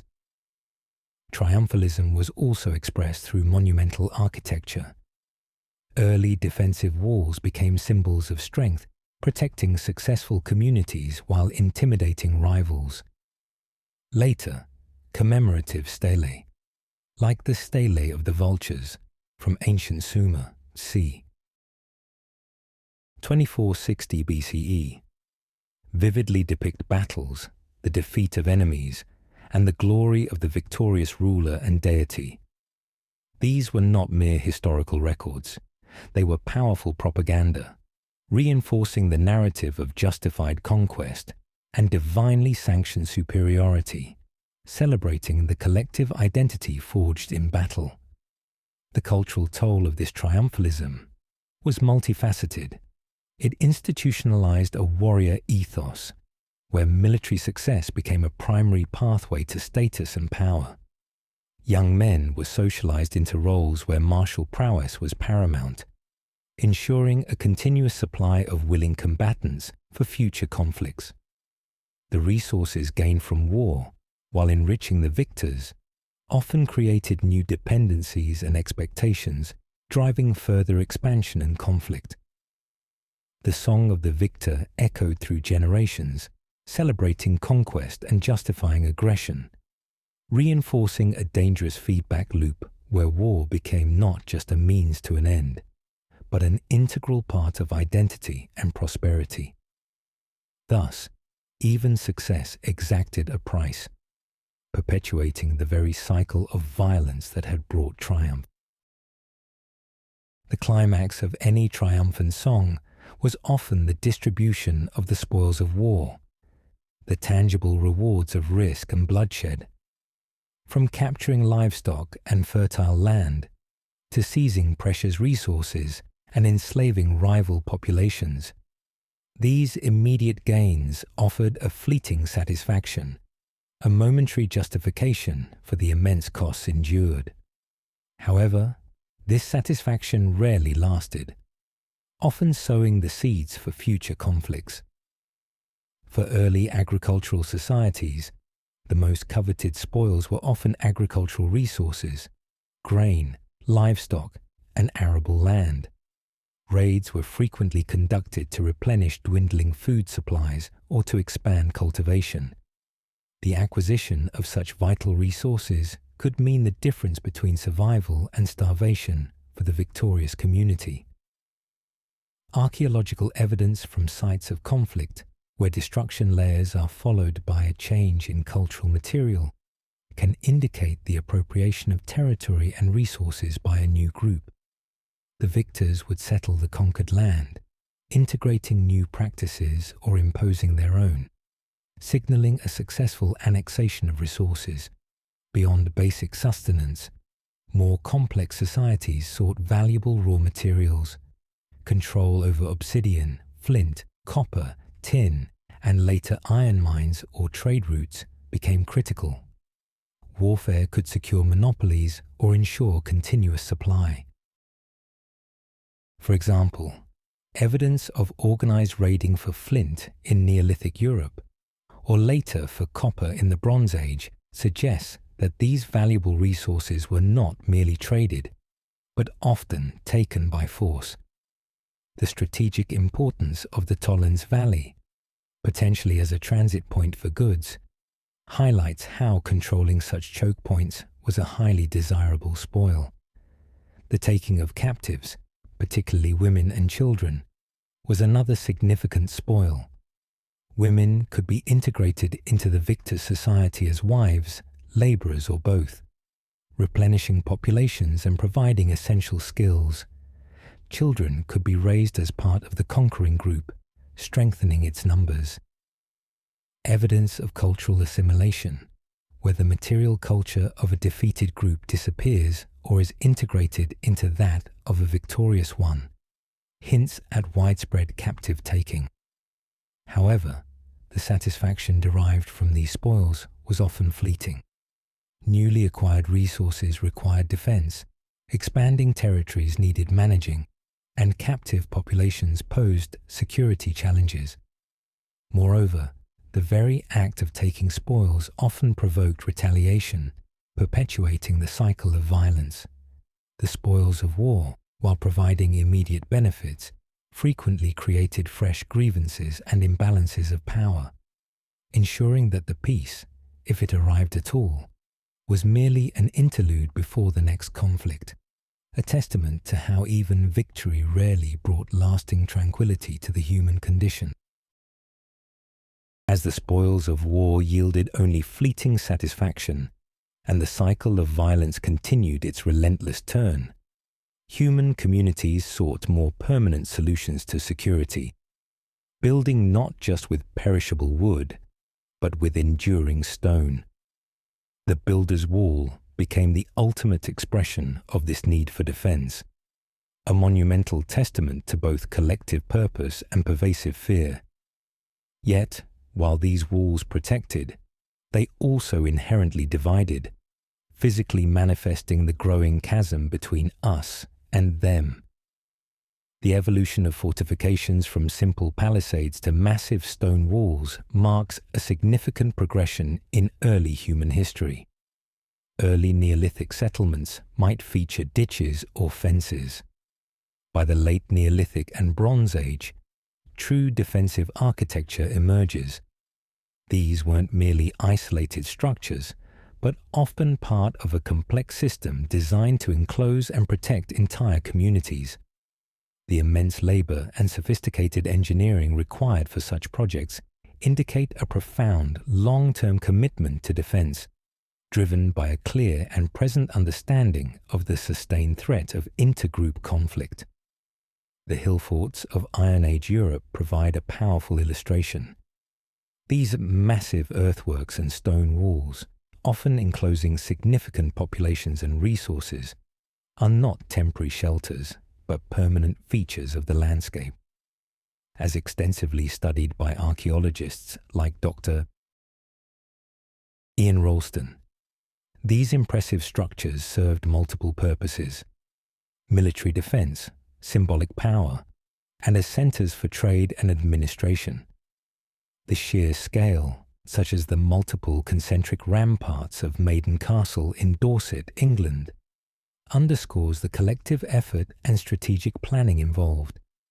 They represent an enormous investment, sometimes spanning generations, a tacit acknowledgement that the danger was constant. Moreover, these walls acted as physical manifestations of social and political boundaries. They separated those within from those without, reinforcing group identity and territorial claims. While offering security, they also fostered a sense of isolation and distrust. The builder's wall was a double-edged sword. It protected against exterior threats, but it also solidified divisions, making reconciliation or peaceful coexistence with outsiders more challenging. Each stone laid, each rampart raised, was a declaration of strength and a symbol of separation, visibly charting the growing distance between human communities and solidifying the adversarial relationship that was becoming a defining characteristic of early civilization. The walls, enduring legacies of fear, stand as silent witnesses to the deep roots of human conflict. The builder's wall, rising from the earth as a bulwark against insecurity, quickly fostered a parallel development in human psychology, the fortress mindset. This shift, born from the constant threat of war, prioritized security above all else, often at the profound expense of broader connection and understanding between burgeoning human societies. The physical walls found their analogue in mental barriers, solidifying the US versus them dichotomy. The massive investment in defensive architecture, from fortified villages of the Neolithic to the formidable citadels of the Bronze Age, required significant communal labor, resources, and a shared strategic vision. This act of collective construction cemented an internal cohesion, turning communities inward. Life within the wall became the norm, while the world beyond was perceived as inherently dangerous, populated by potential enemies. This mindset, while rational in times of persistent conflict, inevitably limited interaction, fostered suspicion, and ultimately hindered the development of larger, more peaceful intergroup relations. Archaeological analysis reveals this pattern across diverse cultures. Early urban centers in Mesopotamia, such as Uruk, were characterized by impressive walls that defined their urban space and separated their inhabitants from the surrounding countryside and rival cities. Similar trends are visible in the Indus Valley Civilization or fortified settlements in ancient China. Dr.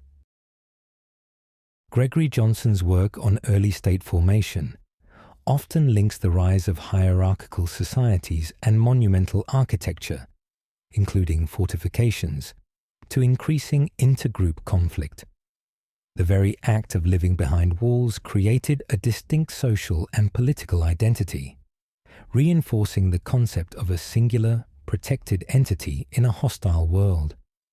This fortress mindset wasn't simply defensive. It was also psychological. It encouraged an insular view, where resources were primarily for our people, and outsiders were inherently competitors or threats. While exchange and trade still occurred, interactions were often imbued with caution and a guarded disposition. The physical barriers created by walls were reinforced by cultural narratives and traditions that emphasized group solidarity and demonized external threats, perpetuating the cycle of distrust and conflict. Thus, the pursuit of security, while a natural human impulse, ironically contributed to the very conditions that made it necessary. The fortress mindset, a lasting legacy of early human warfare, served to continually reinforce division, making true, widespread peace an increasingly elusive prospect and cementing the adversarial relationship among human communities across the ancient world. Despite the pervasive fortress mindset and the relentless cycles of violence, humanity's capacity for cooperation and a yearning for an end to bloodshed never fully extinguished. Even in a world shaped by conflict, there were individuals and traditions that sought a different path.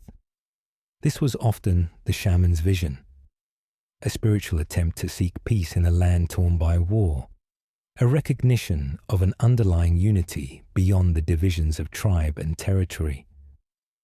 In many pre-literate societies, shamans, spiritual leaders and elders played critical roles not only in performing rituals for successful harvests or hunts, but also in mediating disputes, interpreting omens related to conflict, and sometimes initiating reconciliations.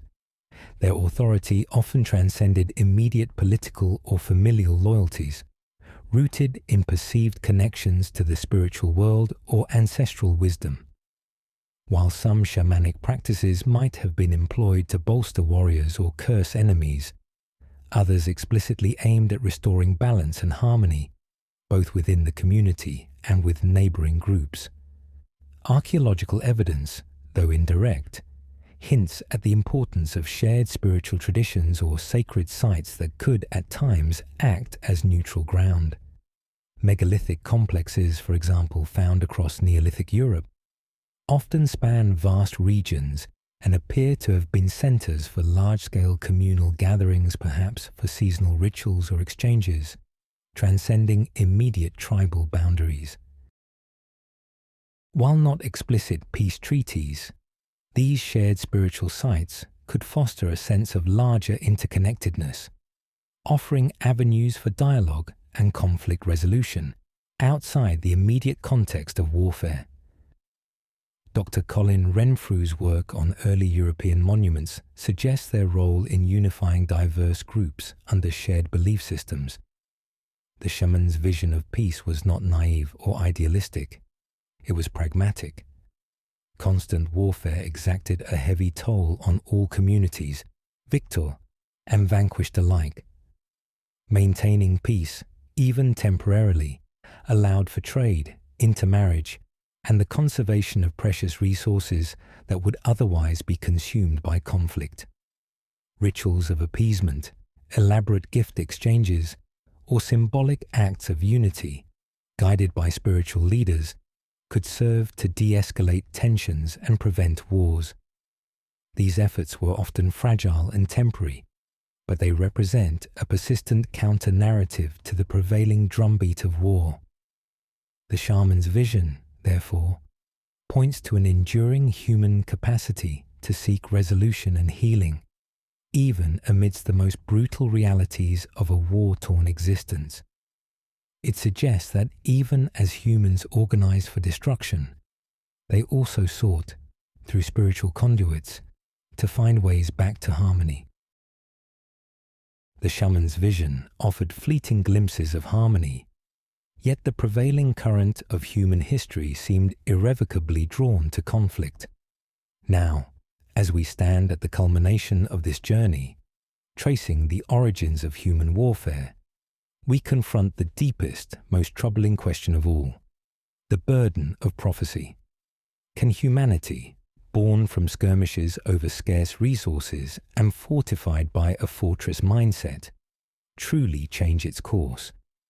Or is war an indelible part of our collective destiny?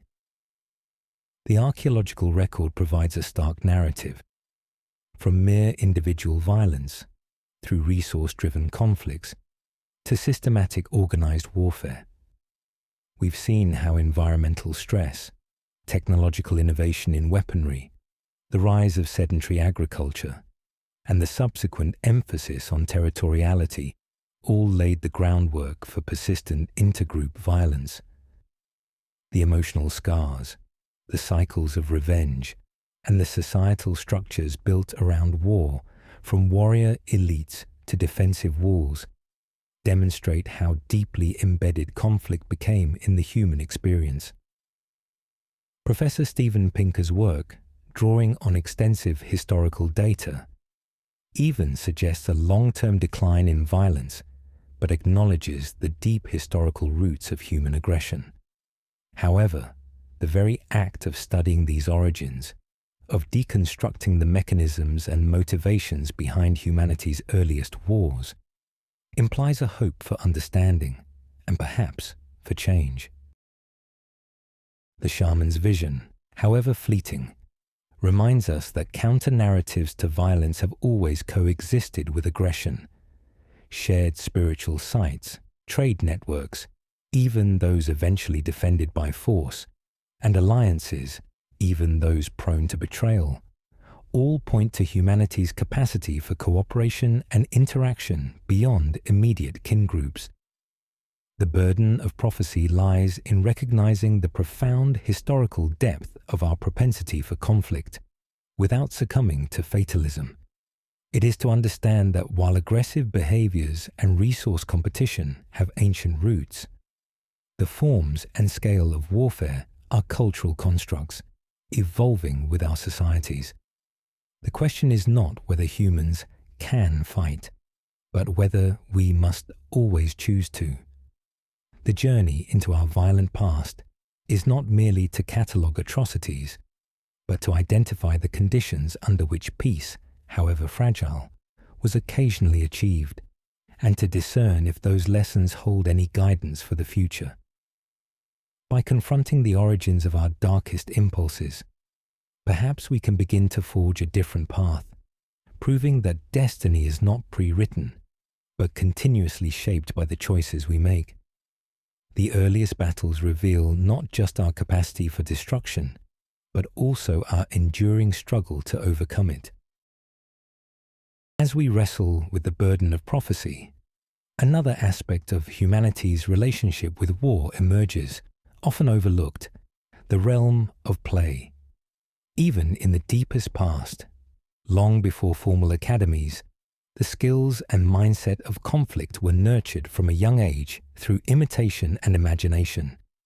This was the children's game, a powerful, often disturbing reflection of the adult world, where the dynamics of combat were practiced, assimilated, and passed on.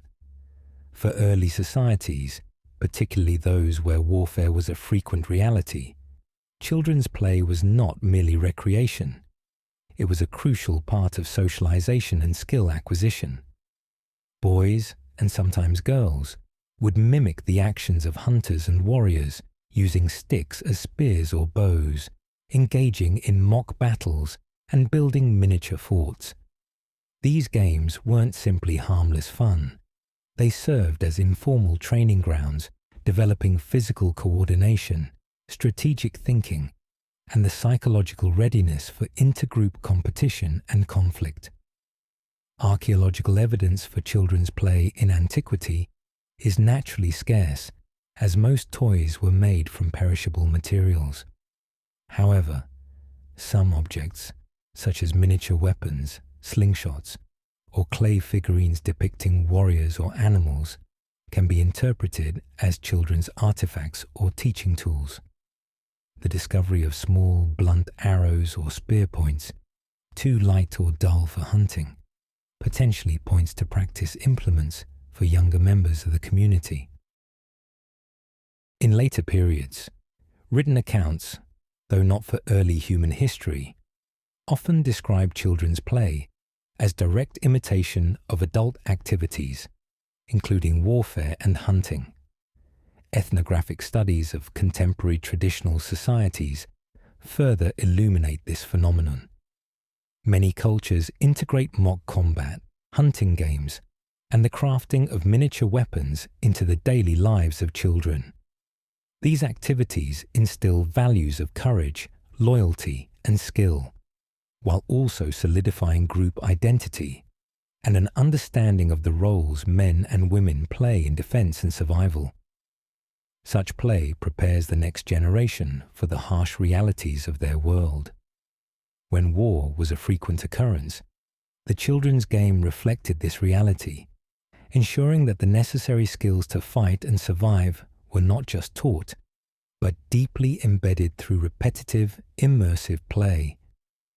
This constant rehearsal of conflict, mimicking the adult world's struggles, powerfully demonstrates how the roots of war reached deeply into the very earliest stages of human life, shaping futures long before they were lived.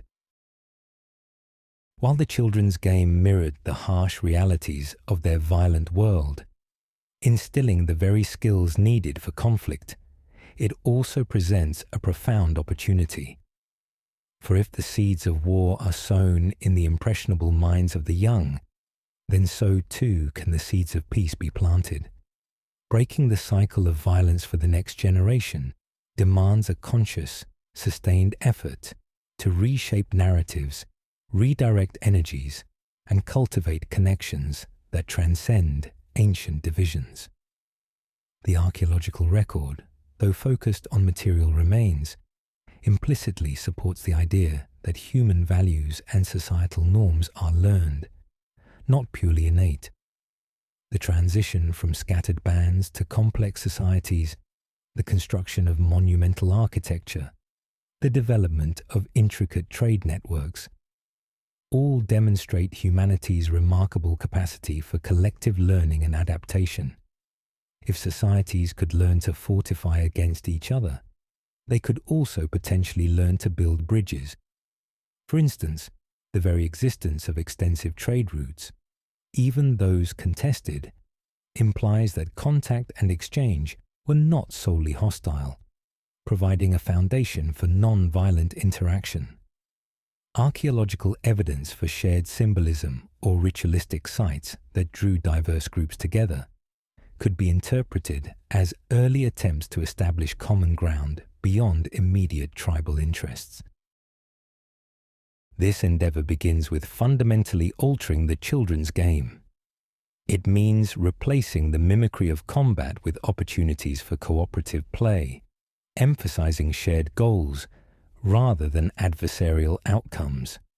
It requires consciously transmitting stories that celebrate diplomacy, ingenuity, and peaceful coexistence, rather than solely valorizing conquest and vengeance. It means building relationships focused on interdependence, where communities rely on each other for mutual benefit, rather than viewing each other as competitors. While ancient societies rarely achieved widespread, lasting peace, the occasional periods of prolonged stability, or the formation of broader confederations, hint at the possibility of transcending localized cycles of violence through political maneuvering, shared spiritual beliefs, or economic integration. The journey into the origins of human warfare is not just an academic exercise. It is an urgent contemplation of our present and future.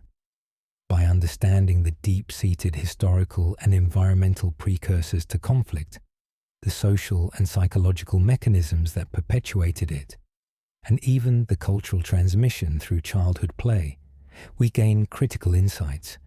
The burden of prophecy is not that we are condemned to repeat the past, but that we are compelled to learn from it. It is a call to recognize that the seeds of tomorrow are sown today, and that the greatest legacy we can offer the next generation is the conscious, determined effort to break free from the ancient cycles of violence, seeking pathways toward a more collective, peaceful future. Even amidst the echoes of ancient battles and the burden of perpetuated grievances, the human story is also one of innovation in cooperation. For just as the craft of destruction evolved, so too did the art of negotiation. The desperate but vital attempts to avert or conclude conflict.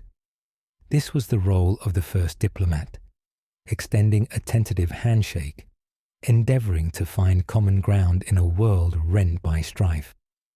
The development of diplomacy, even in its earliest and most rudimentary forms, speaks to a fundamental human recognition that perpetual warfare is unsustainable. While effective for immediate gains or defense, constant conflict exacted a crippling toll in lives, resources, and missed opportunities. Hence, even the most bellicose societies engaged in forms of communication and negotiation, sometimes purely out of pragmatism. Early forms of tribute, prisoner exchanges, or simple territorial demarcation agreements could be considered nascent diplomatic efforts. Archaeological evidence, though interpretive, suggests that such interactions occurred. The widespread distribution of non-essential luxury goods, or craft items, for example, indicates long-distance exchange networks that would have required some level of intergroup communication and trust. While archaeological sites like Çatalhöyük show dense communal living, the existence of early trade routes extending over hundreds of kilometers indicates interaction between different groups. Dr. David Wengrow and Dr. David Graeber, in their work on early societies, argue against a simplistic view of linear societal development, suggesting that complexity and diverse forms of political organization including diplomatic relations, existed far earlier than often assumed. These early diplomatic overtures would not have been grand state affairs, but likely involved entrusted individuals, perhaps elders, shamans, or respected leaders, venturing into rival territories under some form of temporary safe conduct. Their mission would be perilous, mediating between deeply suspicious groups, each scarred by past conflicts and driven by their own needs.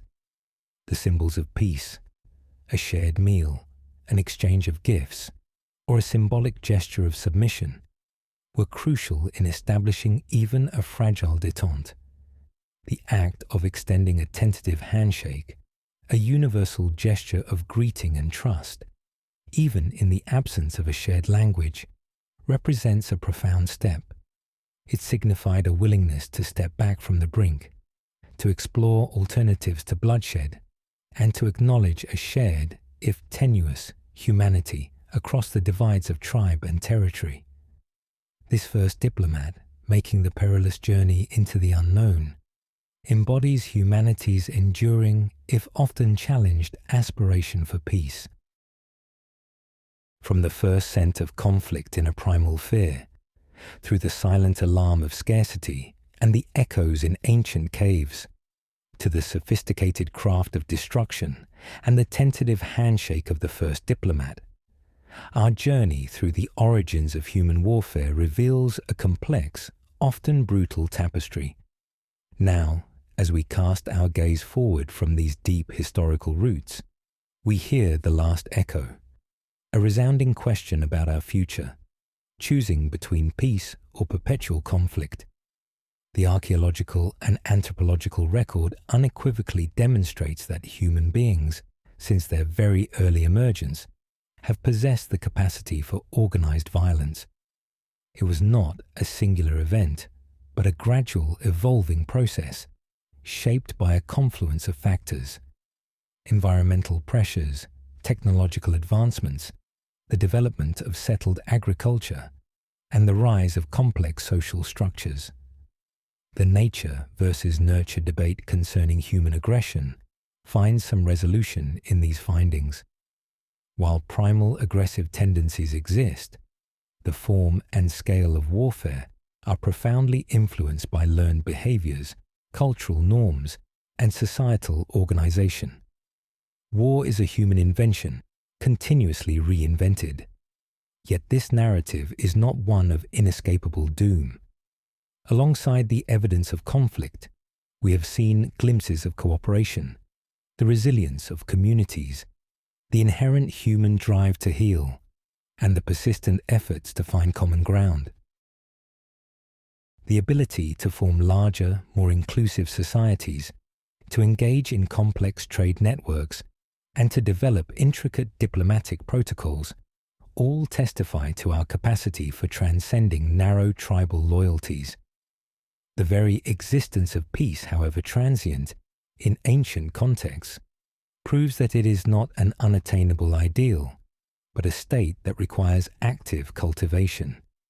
The decisions made by early humans, often born of desperation, fear, or a desire for survival and prosperity, set precedents that reverberate today. The fortress mindset, the intergenerational trauma, the cycle of violence, these are not just historical artifacts, but living legacies.